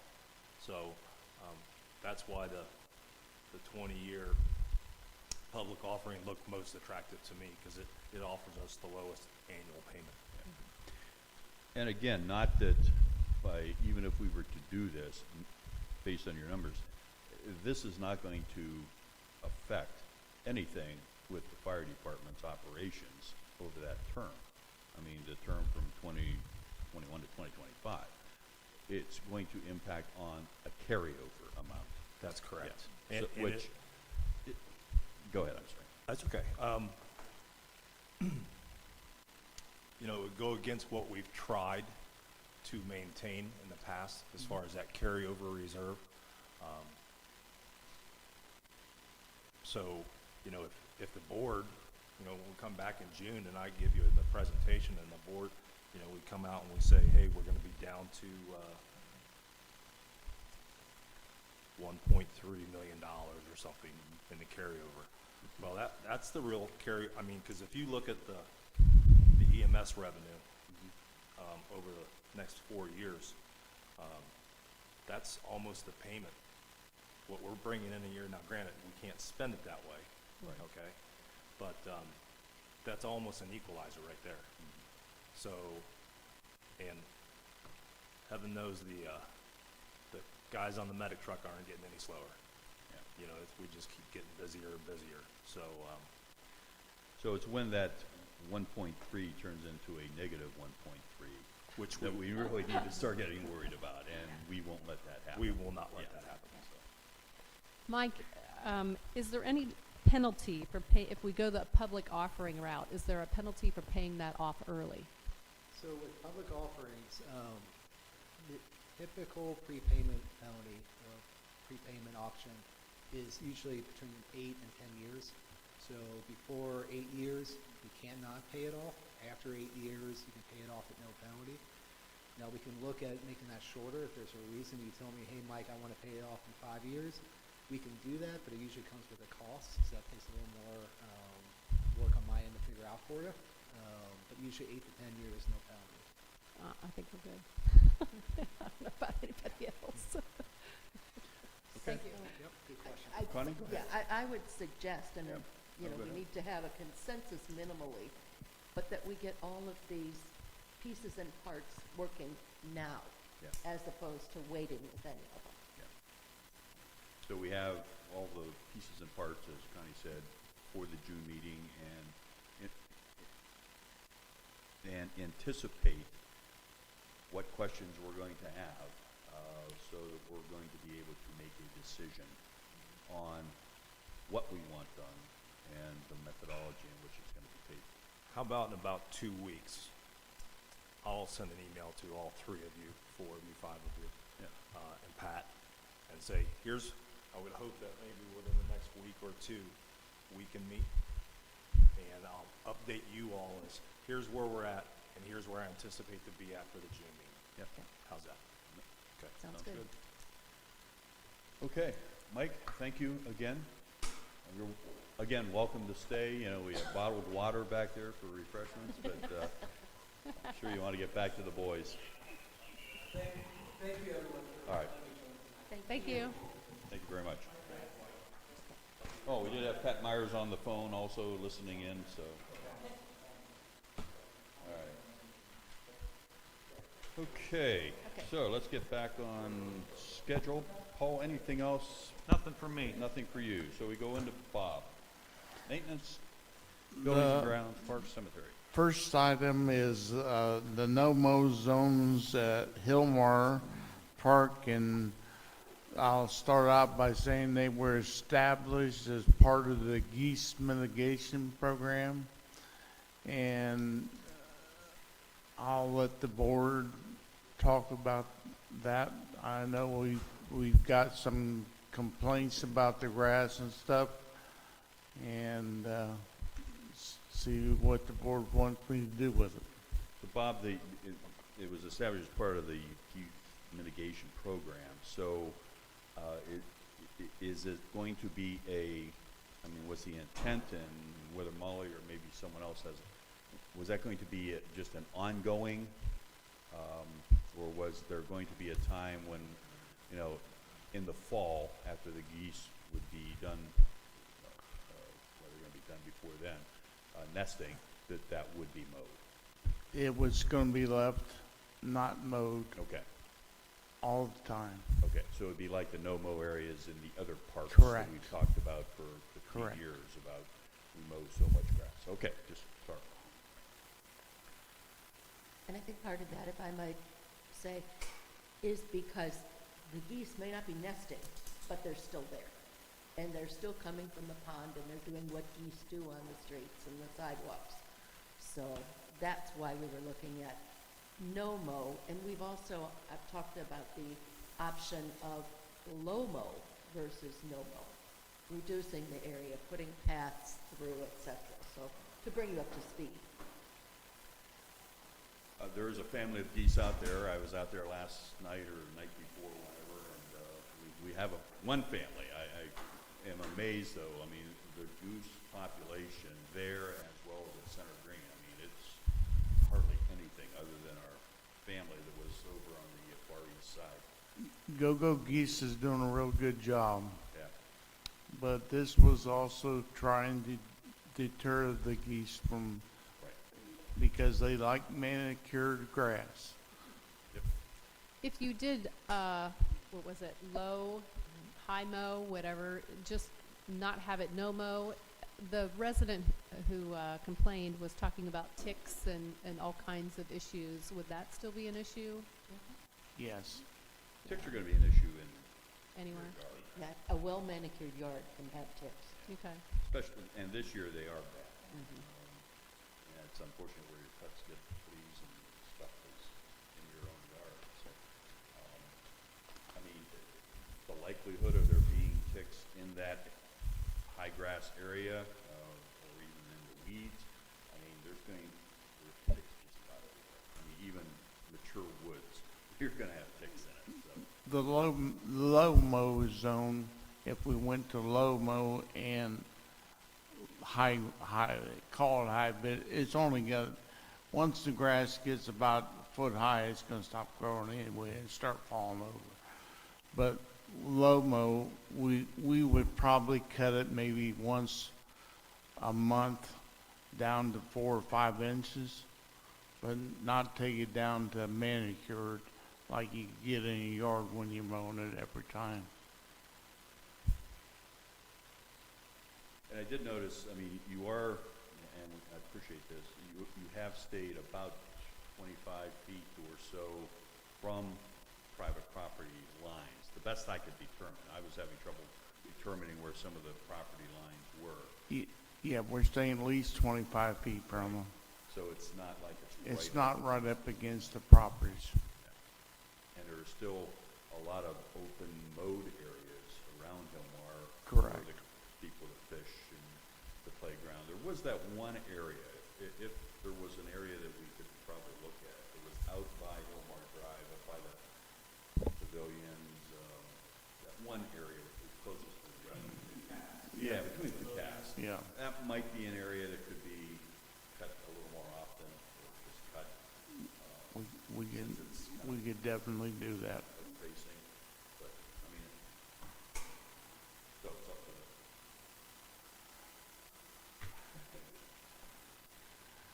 I would say, I mean, we have had complaints, so I'm willing to compromise and do a higher mow once a month. I think a happy medium, let's see how that works. I think once a month is, Not enough?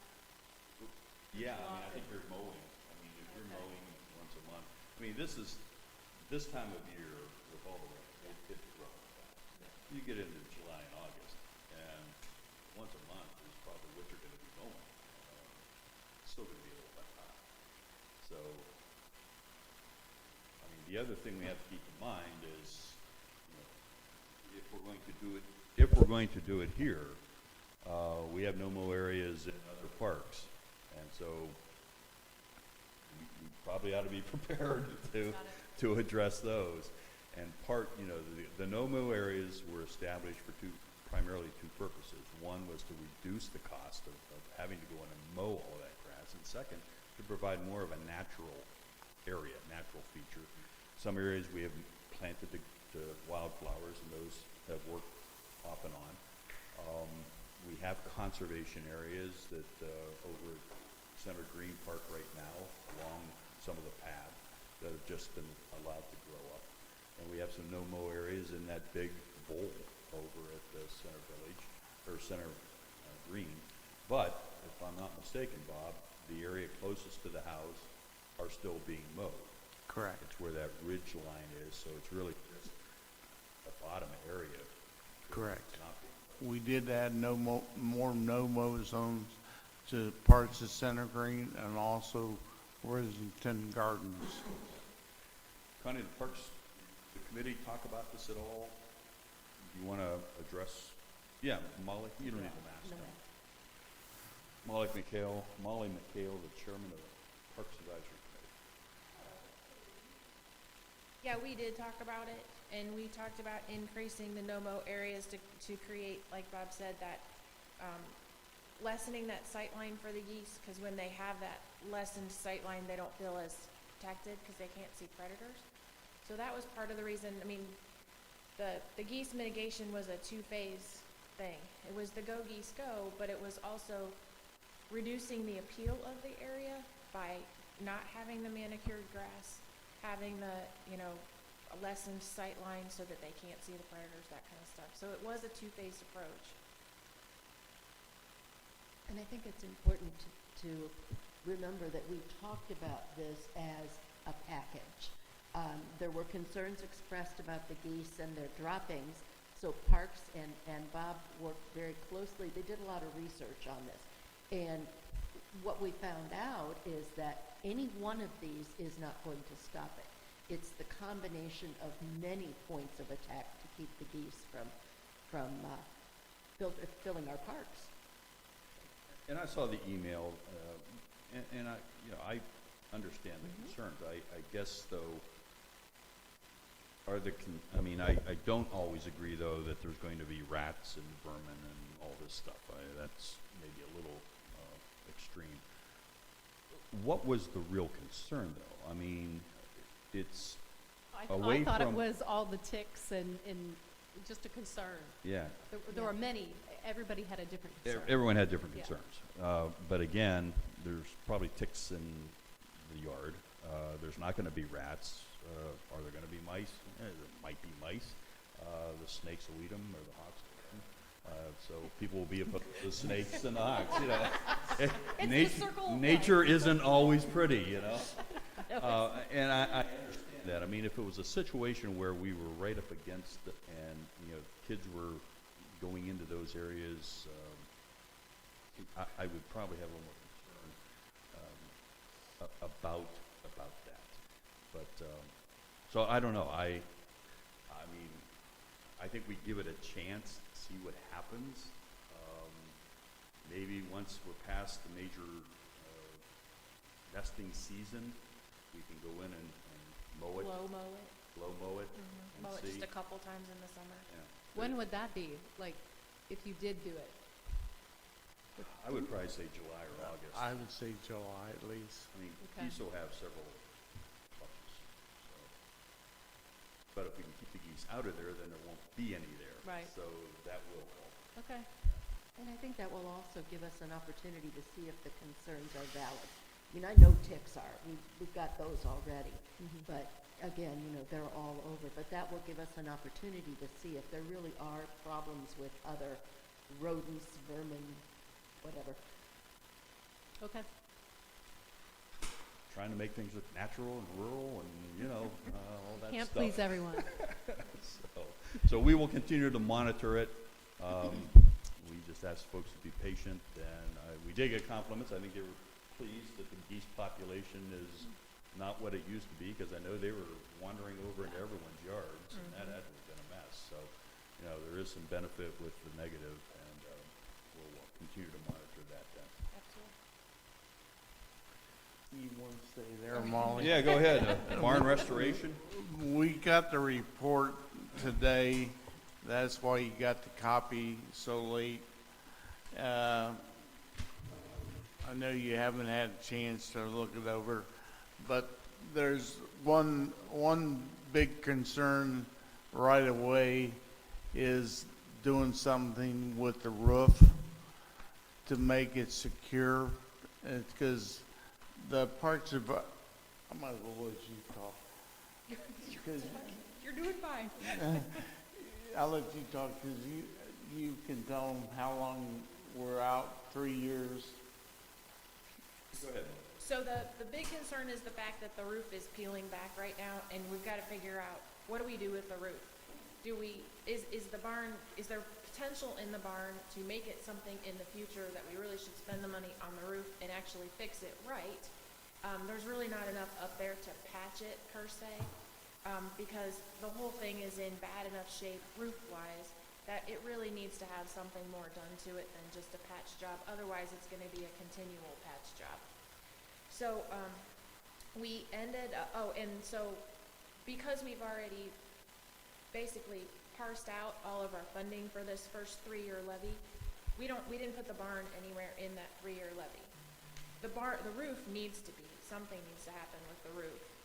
But we would like to, in a levy renewal, in that next cycle, should it pass, we would like to put the barn in that and try to look into the potential of maybe some type of shelter, like a shelter house, like where it would be a rentable facility, just like the one on the west end of McNamara. So that's been the big concern. What do we do with the roof? Because the roof is peeling back. We had a structural engineer. His company is engineering for historic structures. He came in and looked at it and did the report that you have in hand.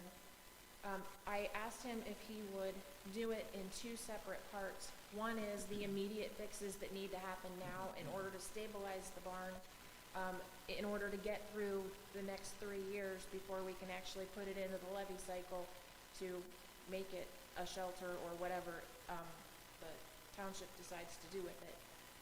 And then also what needs to happen to make it a public use barn. Right now it's coded for ag use. Well, we would want to make it, public use. So that would be different requirements. So what would we have to do for that? So the big part of what you have in front of you is that first phase. There is a place at the on page 4, where he does talk about future reinforcement. So that's the putting in some steel brackets in order to, upgrade the building for public use. The beginning part of the other pages to start out are his suggestions for reinforcing it, replacing the roof. The purlins are what the rafters go lengthwise on the building, and then the purlins run lengthwise, attaching all the rafters, and then the metal sheeting goes attached to the purlins. All of those purlins would need to be replaced. Right now they're a 1x something, and he recommends that we bump them up to a 2x4. That would just make it more stable. He also suggests hurricane ties to keep the roof tied on. Hurricane ties apparently are not an expensive thing. They're a couple dollars a piece. But that would help keep the roof attached to the building. And then also, so that's one part of what he's recommending that we do in order to replace the roof. And then the second part is, and this starts on page 3, is where he's suggesting that we place some temporary bracing. So this is adding some, I think they're 2x4s, to just brace the building to keep it from shifting. We had talked about the possibility too of taking the whole entire mow out. Apparently when that barn was originally built, the mow was on either side of the center, but the center mow, there was no center mow. And he said you really need the side mows to remain because they help with supporting the structure and keeping it from shifting. So that part would need, he suggested that we take it back to that, but that would be in the phase 2, like when we actually go to make it something. But for now, we really need all of it there just to continue to help brace the building. Did I miss anything, Bob? Nope, I think that covered good. Okay. So Molly, as I understand what you just said, first we have to look at the roof. Okay. But are we able to repair the roof even temporarily, and temporary though maybe 3 years, with the current structure? The roof repair would actually be a full-on replacement. A what? A replacement. Of the roof. That's what he's recommending, is a full replacement of the roof, because we can, if we try to repair the 12-by-12-foot section that's peeled back, we can repair it, but then the rest of the roof, there's places where it's kind of buckled, where wind's gonna get underneath that and just peel that up too, if we don't fix it right. And we do have a contractor that we have talked to that is a barn guy. He was actually referred to Connie from a resident, and we've been talking with him. I don't have anything from him yet as far as I sent him this report. He has this, and we want to get his opinion about actually doing the roof replacement and that kind of thing.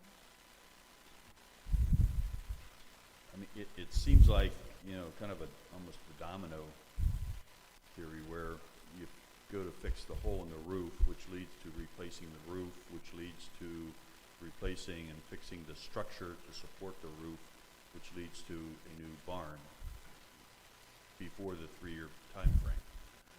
The immediate would be replace the roof, so that's not the rafters, but the purlins, and then the metal sheeting. That would be replacing the roof, is my understanding. I mean, I'm learning from this. I'm definitely not the expert. but that's my understanding of replace the roof. So that would be a more immediate thing, and then the other immediate thing would be adding the bracing that's bracing. on page 3. Yeah. That would help to stabilize the structure so that in windstorms and things like that, it's not shifting. The engineer thinks says that will hold it for the 3 years until we're ready to actually do the full-on renovation of the building. And, you know, that would be, once we get into that stage, if we get to that stage, that would be bringing in an architect and having a design done and that kind of thing. One of the things that the structural engineer said to us was, consider that building a new building, you're still buying a roof, you're still buying a footer or foundation, concrete underneath it, you're still buying siding and all of that stuff. So in his opinion, using the structure that we have, given that his opinion is that it is usable and restorable, would be a cheaper option than tearing it down and building a new structure. He also noted that the hurricane clips, that if you do a new roof, that's the time to do that, because you've already got everything torn off, and that it's much easier and cheaper to do it then. One of the things that as he toured this, he looked at the rafters and the type of wood. And we kind of thought from the last assessment that had been done, we knew the barn was moved in the 50s. We thought it was built in the 1920s. And he said, no, it was probably the last quarter of the 19th century. So that barn is much older and has probably more historic value than we ever thought it did. Now, that doesn't mean that I'm pushing for anything here. Right. It means that it really is an old barn. He also determined that it was made from American chestnut and red oak. And American chestnut was destroyed through the blight, so that was part of what he used to determine the timing of the build, because of the fact that it had American chestnut in it, and that all left with the blight. I like the fact that if we're gonna spend money to repair this, that you're looking into using it as an actual building in the township. Because for years, it's just sat there, and we know it's unsafe to go in. So, in my opinion, if we choose to renovate this and put some money into it, I like the fact that it's gonna be a usable building. And we really need to make a decision on that roof sooner rather than later. Because as he was in the mow-up on the top, he said there's a lot of water damage coming in now. And we know how much rain we've had this past week. It's just getting worse and worse the longer it's delayed. The engineer did give us a estimate to do the roof. It's $26,574. And he's not a contractor. That was basically his assessment of, this is how many 2x8s you need, this is how many 2x4s you need nail screws and hurricane ties, and an approximate cost on what that would be. Now, as we all know, building supplies are going crazy right now, so that all could change by the minute. And then he added a contingency to that estimate, and then did a total estimate on labor and the sheeting for the metal roof and that kind of stuff. So it's completely just his opinion of what he thinks it would cost. I mean, we'd have to get a real contractor in there, but he's estimating, like Bob said, just under $27,000.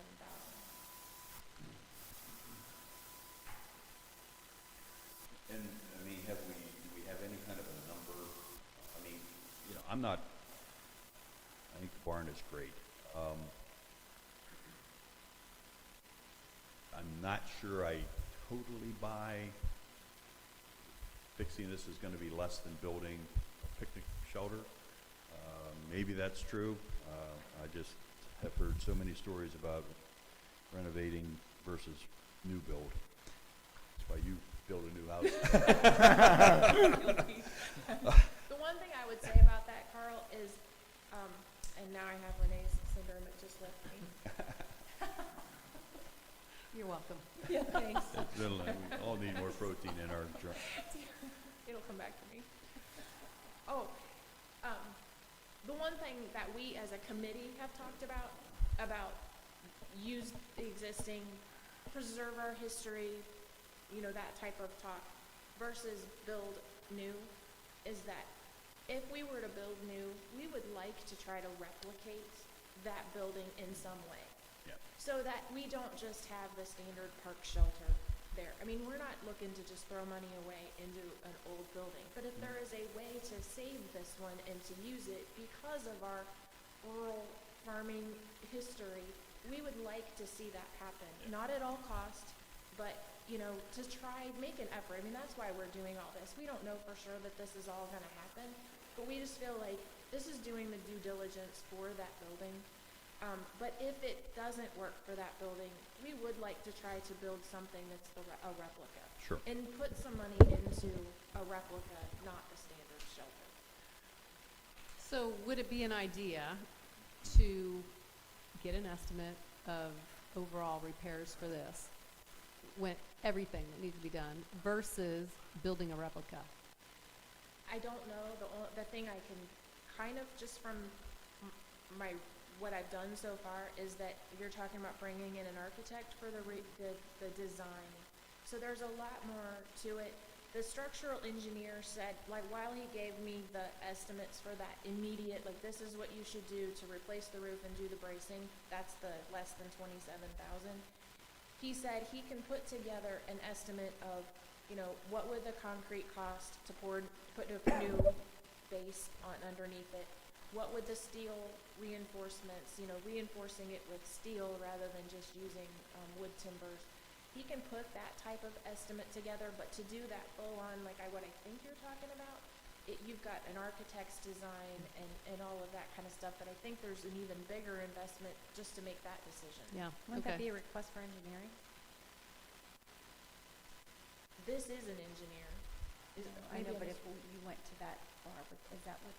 We couldn't go to the county because they don't have a structural engineer on staff. we've been that route. No, I mean hire. That would be a request for engineering for a firm to come in, and we would have to pay for that. That's this. That's That is? that's Yeah. what we Oh, just paid for. Yeah. And this person specialized in historic structures. So, you know, he crawled all over that barn looking at what type of wood was in there, the type of egging versus nails, etc. Well, regardless of what the future use is, and whether it's a public use or storage, the roof needs fixed. Mm-hmm. So I think that's the first thing that needs to be looked at. And again, are we going to put a roof on there? That are there two types of roofs? Is there a roof that would be suitable for public use, and is there a roof that would be suitable for non-public use? I don't know. I never heard that. This is a ag panel roof, which I think is similar to a standing seam. Surprised to See, see. again, I'm trying to learn all of this stuff. I know it's an ag panel. And I don't know if they would put another ag panel on it, or if it would be more of a standing seam, but I don't know the question of ag use versus public use. Well, it wouldn't be ag use, it would be non-public use. Yeah. We're not gonna have livestock or anything there, but, it could be, it would still be standing there, maybe we'd use it for storage of equipment, or I don't know. And I'm not saying that I'm against public use of it. All I'm saying right now is, if we're going to do something with the barn in the future, we gotta get the roof fixed. Correct. And if you're saying that we can't get someone to go up there and put a patch on it, basically, and do more analysis into what the future use is going to be, and then go from there. I just get concerned that when you start a project like a roof, that, everything else holds up the roof. And if you're not addressing those issues that's holding up the roof, putting a new roof on may or may not be the best thing to do right now, I think until that- we have the whole picture. I think that's his suggestion of the bracing, like Yeah. bracing it for the time being until we can go in there and add in the steel structures to help to support it along with the timber structure Yeah, 'cause that he- already exists. No, it indicated that it was structurally sound. There's a couple posts that have a slight lean to them, and he said that they did not impact the structural stability of the building, that it was fine. I was looking at this briefly before this meeting, and I think the fact that it is structurally sound makes me lean towards fixing versus tearing down and, you know, doing away with it and replacing it. Because if it wasn't structurally sound, that would be a no-brainer to me, like, it's a lost cause. But Right. I don't think we're there yet. And we all know this thing has sat here for years, and we put Band-Aids on it. I mean, I've been coming to these meetings for quite a while, and this is not a new topic. We're looking for a $26,000 Band-Aid.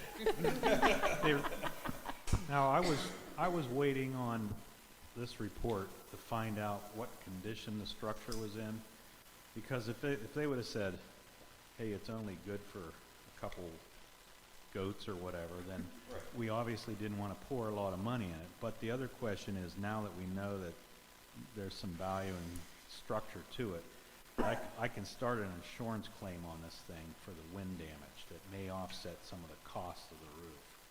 So I'll report this to our insurance company tomorrow and hopefully see what, I'm sure they're gonna send someone up to assess it and maybe even give us some damage or When was this wind damage done? How long ago was it? last month. Yeah, I was gonna say March 24th. Yeah. I know. March. Okay. Sorry, it seemed like it's been longer than that, but maybe not. No. Well, and I'm quite sure that not every resident is supportive of the barn, but I'm sure there are some that are. You know, there's always a mix in these kinds of things. But I do know that a couple people have remarked, some people, let me not say a couple, I get in trouble with that all the time.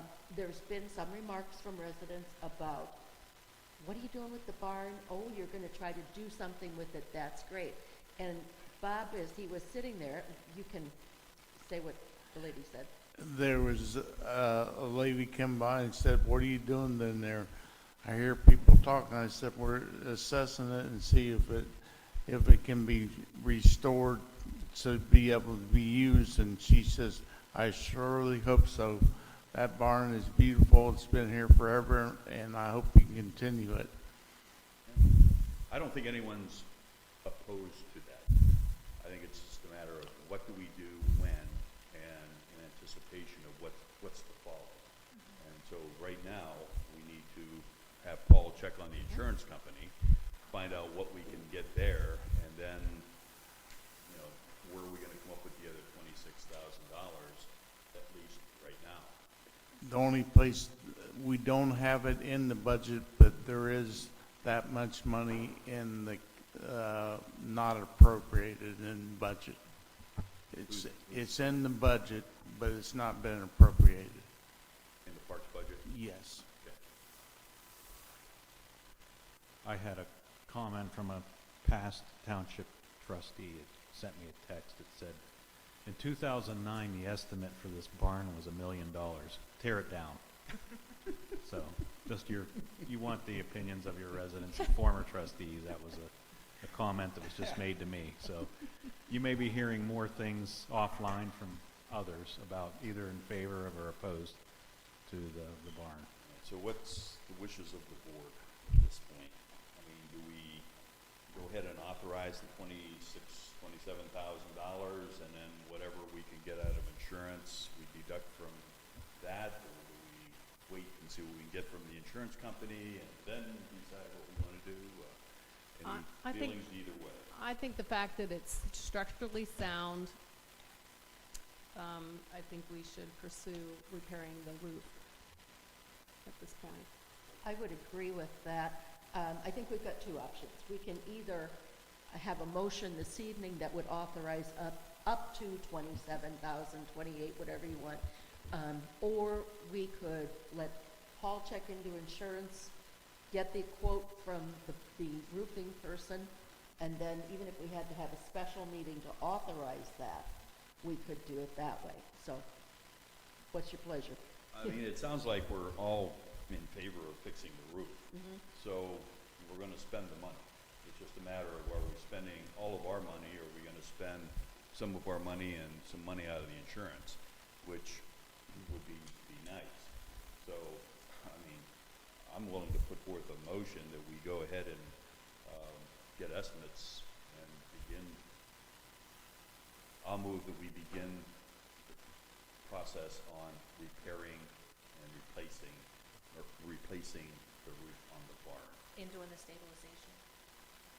and do the stabilization up to a maximum of $28,000. And issue a blanket purchase order.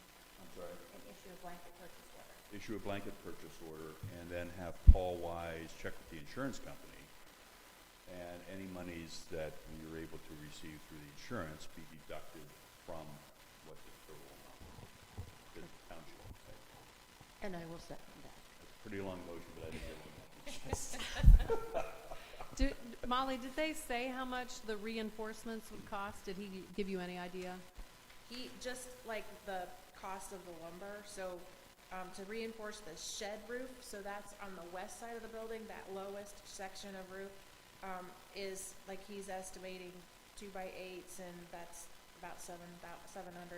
So, I mean, he piecemealed it out into pieces as to, 2x8s, 2x4s, nails, fasteners, I that mean, kind a of couple stuff. $1,000 should cover that, if all we're talking are 2x8s.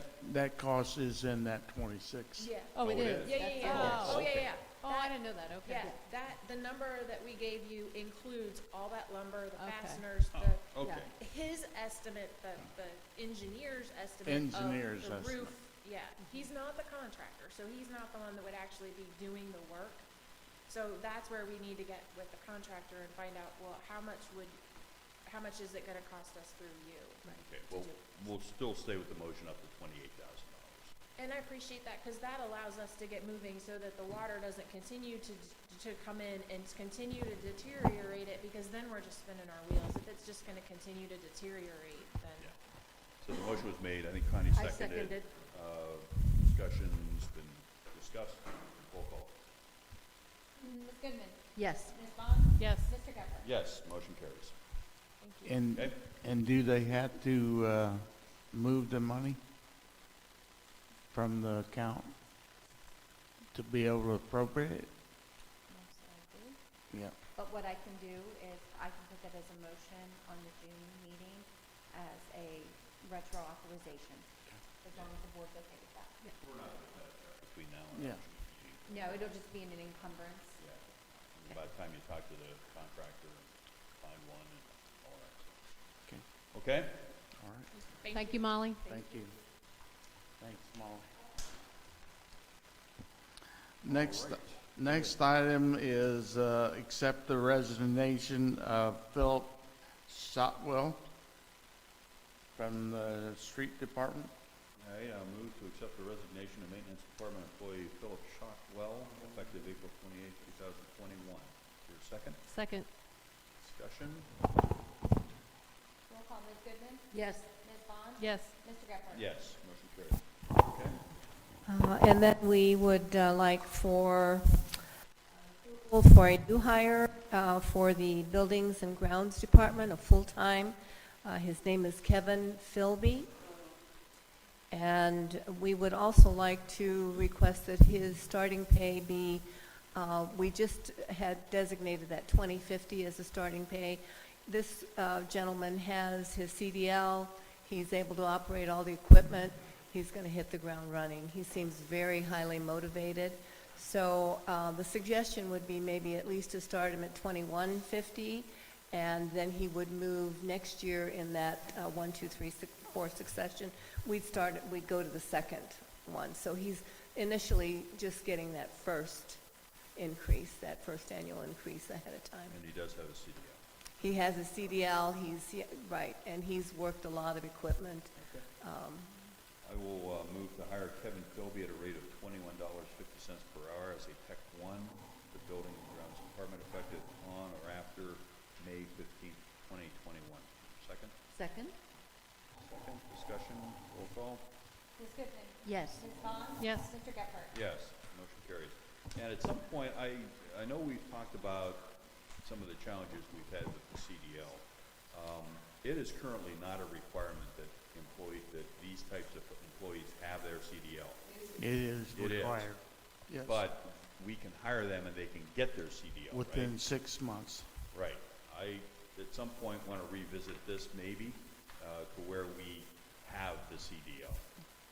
I mean, I can't believe some of the stories, and the more I thought about it, and I talked to some people about that, people who hire truck drivers, hire them, they get their CDL. That's a way that they can get a job. Mhm. I agree. So I don't know if we need to talk about it tonight, but at some point, I think we need to revisit that issue. All right. Keep moving. Next up is the 2021 road resurfacing improvement. Okay, we have Luke Weichman. Summer help. Oh. That's all right. Okay, we'd also like to have you approve retroactive. His name is Luke Whiteman. He is a seasonal worker, and he began on May 3rd at the rate of $12 an hour. So should it still be effective April 26th and May 3rd? He was hired, started work on May 3rd. May 3rd. Payroll sheet said the 26th, that's why I got the 26th one. So I'll go ahead and move to hire Luke Weichman at a rate of $12 per hour as a seasonal labor with the Parks Department effective May 3rd, 2021. Second Second. discussion. Roll call. Ms. Goodman? Yes. Ms. Vaughn? Yes. Mr. Gephardt? Yes. I'm 26. That was a miscommunication. Okay. That was correct on that sheet. I'm sorry, yes. Okay, so we'll amend the motion. I know we passed it, but we'll go ahead and amend it to, April 26th. yeah, I was gonna say, we'll just make it April 26th, just in the minutes. It's fine. Yeah. Donna just fix that, so we don't have to. Road improvement program, Bob. Next is the contract with the county resurfacing. Just need you to sign the contract and also do a A little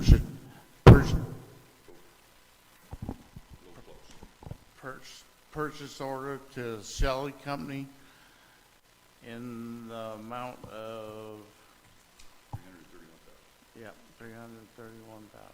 I'll move to enter into an agreement with the Shelley Company for the 2021 Delaware County Road Improvement Program and authorize the purchase order of the Shelley Company in the amount of $331,840. Is there a second? Second? Discussion?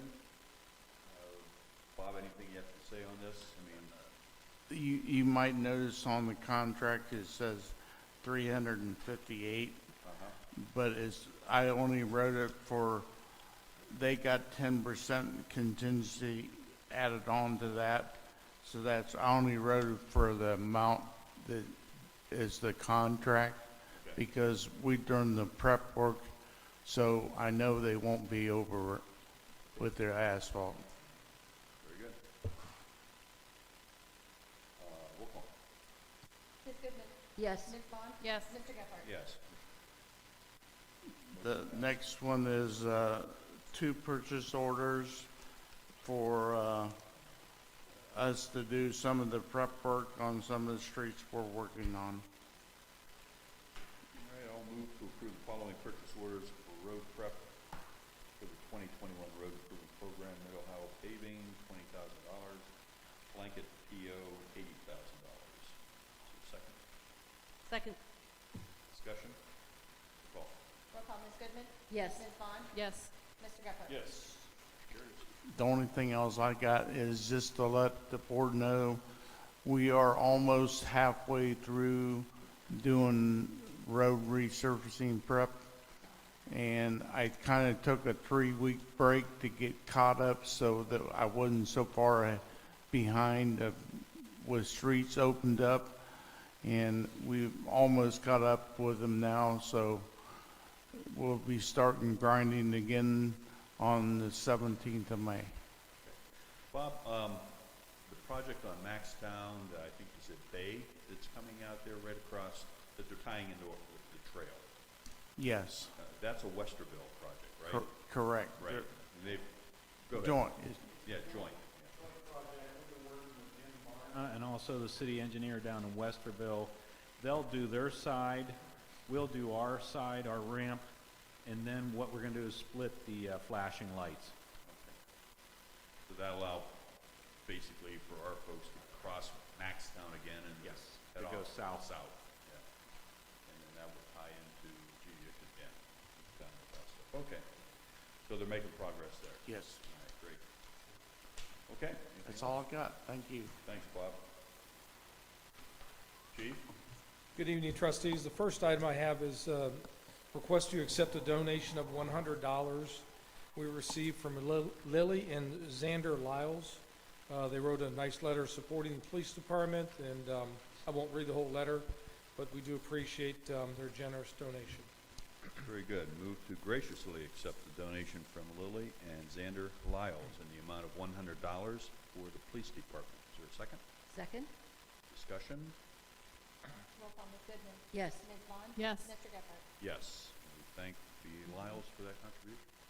Thank you. Next item, request approval of a purchase order for $13,273 for a 2018 Honda CRV. We initially leased this vehicle back in 2018, 3-year lease. We leased it for the detectives' use.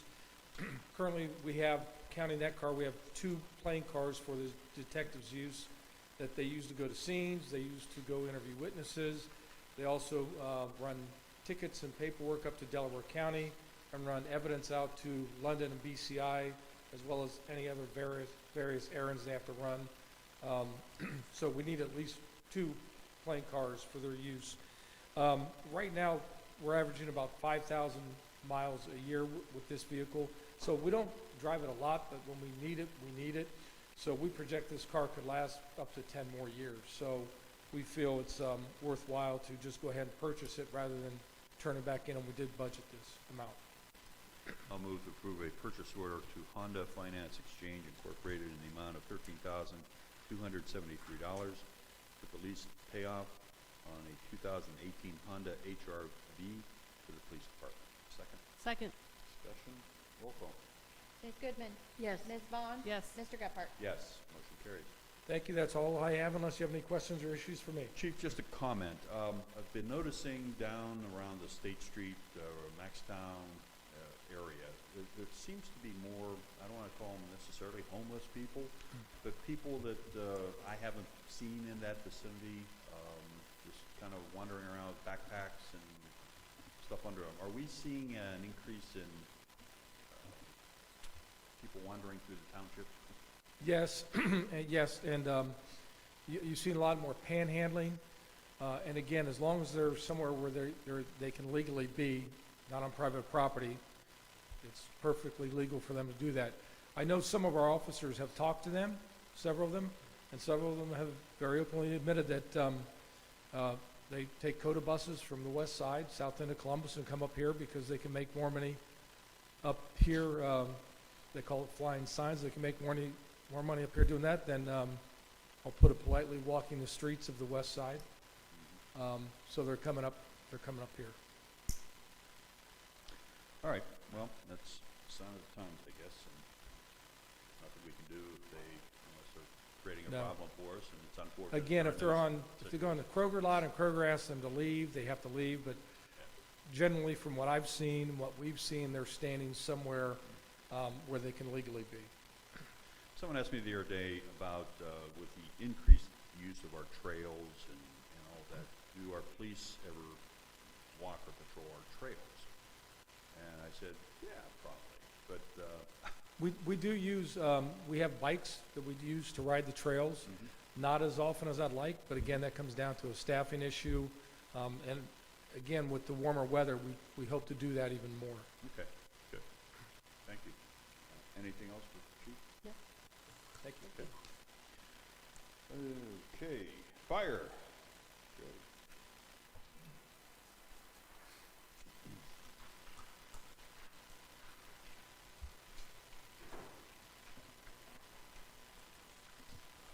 Well, we got, excuse me, we got through the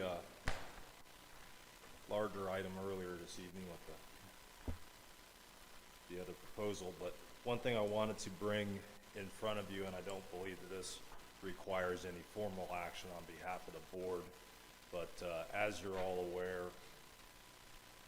I wish I remember the date, about 2 years ago, at the urging of County Commissioner Barb Lewis, the Delaware County Pre-Hospital Care System Board was formed.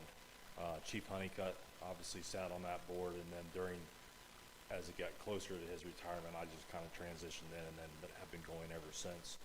And I wanted to bring to you and discuss the strategic plan that we've come up with as a board.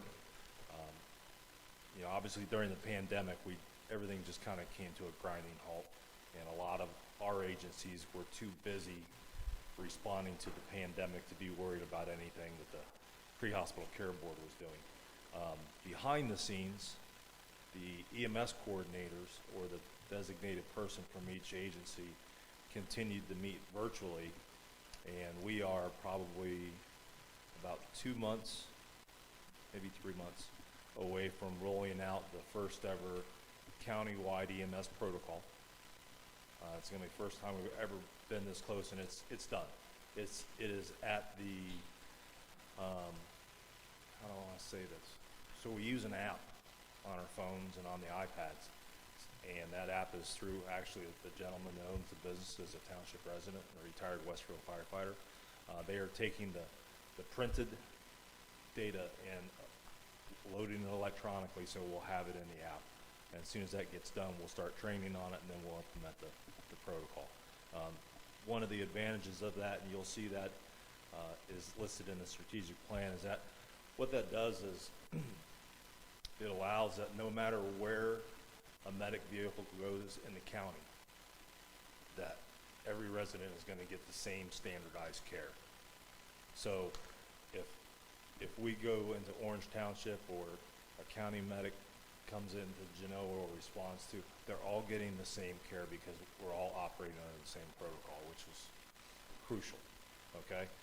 So I just wanted to present it to you. We've been working on this. This is, quite honestly, the most collaborative and cooperative work we've ever had with all these agencies.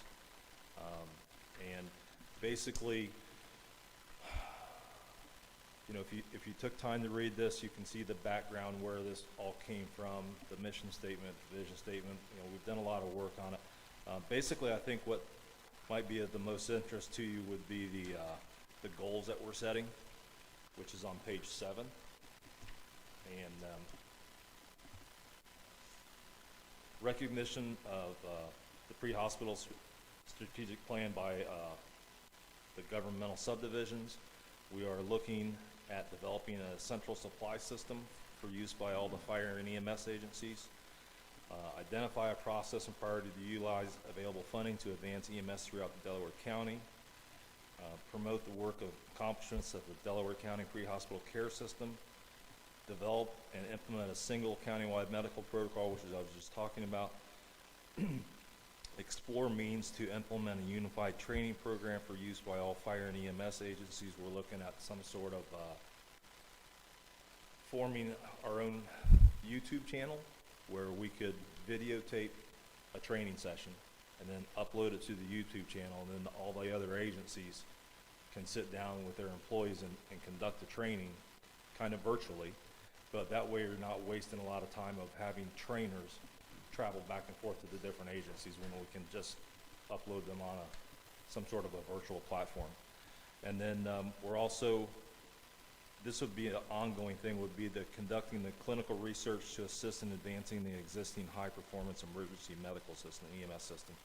And basically what that means to you all is to continue to examine that as new ways to treat people and new methodologies of, hey, we're doing this now, or this is the new cutting edge. It might be doing ultrasounds in the back of the medic vehicle to see if someone has an internal injury. Things like that we're always examining our best practices, and that's a term gets thrown around a lot, but there are things that we see when these studies come out nationally that someone's been doing it, they studied it, hey, this is cutting edge. Okay, do we need to look at it? So we've got we've got the subcommittees formed out of this group, and that's where we're at, and I just wanted to bring that update to you. Any questions of Joe? No, I think this is a great idea. I like that all of the townships are collaborating. I think it's great. So thank you. And also the county EMS. Right. So we're all working together. So, one thing maybe I overlooked getting on the agenda, and I asked Carl right before the meeting if I could. We had another committee member resign from the Fire Advisory Committee.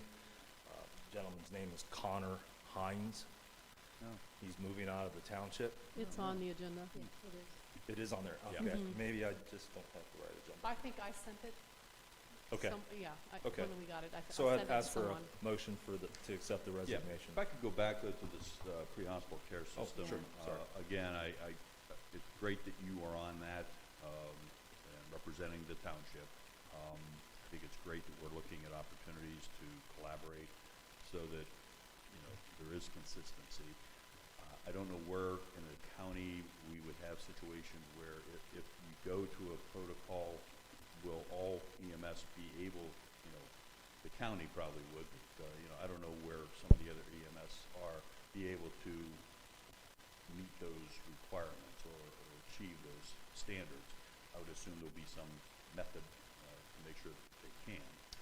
And whether that's up to the individual or is collaborative effort with the county, I don't know. A lot of what you look at when you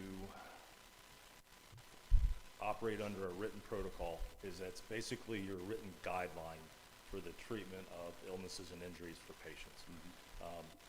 In certain areas, it gets a little bit into the specific methodology. In other words, they say, hey, we all want to be using this device. But we also have agreed that we're not going to, we have a patient care reporting system that we really like, that works for us. But we've also said we're not going to get far enough down in the weeds where we say everybody has to use the same program. Right, that's kind of what I was Okay. getting. Yeah. The local, I think that's too far in the weeds. Yep. And the local authority, the governing boards, still has to have that authority of how we operate, how we're gonna spend our money, okay? And I think that the other issue was, and it kind of goes to that, is more of the operational side. I mean, I know there was the issue a couple years ago in Liberty Township where do we have 2 people on a medic, do we have 3 people on a medic, and blah, blah, blah. And I think, Joe, you told me the other day that those decisions are still local decisions that will be made, whether you have 2 medics or 3 medics on the medic unit. Yeah, Trucks. so we still will always retain the authority of how we're gonna staff our vehicles. Right. That will not come out of this collaborative effort. 2 people for the most part is pretty standard. We've been doing it since about 2006. Yeah. So, and it works. We have a plan and we have a program, we know how to do it, and it works. Great. So, Connie, anything? No, I read that and I was very pleased to see the cooperative cost sharing, purchasing in a central quantity, and then hopefully reducing costs via larger quantities. yeah, So, good job. we really see a good opportunity for some cost savings there. So, Good. All right, I think we'll go down here to Connor. Move to accept the resignation of Connor Hines from the Fire Rescue EMS Advisory Committee. Second, Second? discussion, roll call. Ms. Goodwin? Yes. Ms. Vaughn? Yes. Mr. Gephardt? Yes. And sorry to see Connor leave. Seemed like a fine young man, and wish him well. Okay, the plan's done. Expansion update, we've got that done. Wow, we're down to announcements. Anything Just- else? just Yeah, one go. last thing. All right. I sent to you all, but just as an update, probably about 2 weeks ago, approximately, I was talking with one of the nurses from the Delaware Public Health department, but it's still a district, either way. And of course, I don't think it's any secret anymore that we've been hosting vaccination clinics. And at some points when we were really busy, our personnel went through the training, et cetera, and we were helping administer vaccinations. And so one of the nurses told me, I said, I really wish I would have started tracking numbers from day one, and I didn't. And we've been at it since December 23rd. And so she went and looked up all the data for me, and that's what I relayed to you. But just so everyone's aware, we would either help or administered over 1,300 doses of the COVID-19 one, and that's mostly the Moderna. We did have a one-day special clinic where we did have one round of Johnson & Johnson vaccine delivered to the township. But it's been all Moderna, and and we'll see Chief Gamble tomorrow. I get that shot. Yeah, we could take turns. Well, that's great, Joe. And you're still continuing those, and they're on Fridays? Fridays, Okay. yes. Numbers are down. Yeah.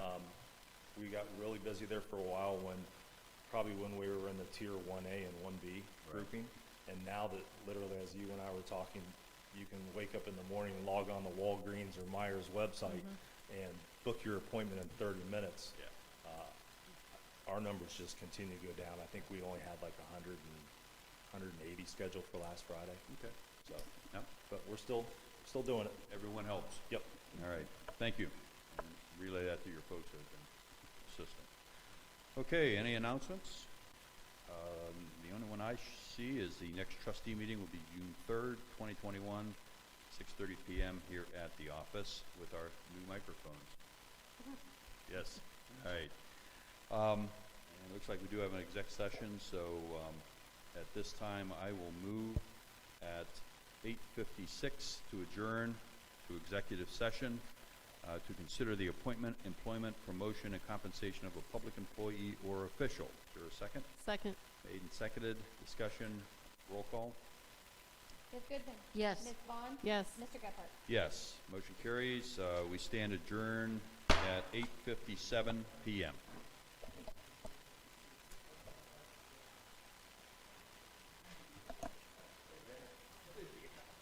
Yeah.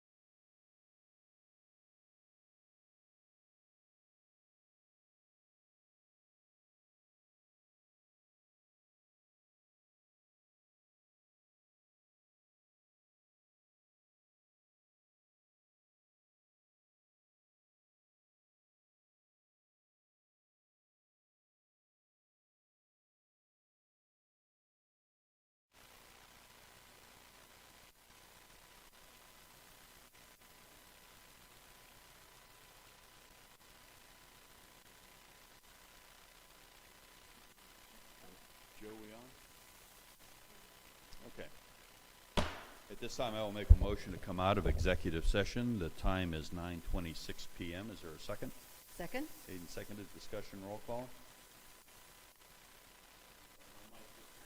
Okay. Ms. Goodman? Yes. Ms. Vaughn? Yes. Mr. Gebhardt? Yes, motion carries. We're back in regular session. There is some business we need to take care of. At this time, I will make a motion to accept the changes to staff compensation as presented on Exhibit 1. Is there a second? Second. Made and seconded. Further discussion? Roll call. Ms. Goodman? Yes. Ms. Vaughn? Yes. Mr. Gebhardt? Yes, motion carries. Any other business come before the board? No, sir. Hearing none, I will move to adjourn at 9:27 PM. Second? Second? Discussion, roll call. Ms. Goodman? Yes. Ms. Vaughn? Yes. Mr. Gebhardt? Yes, motion passed. We're adjourned at 9:27 PM.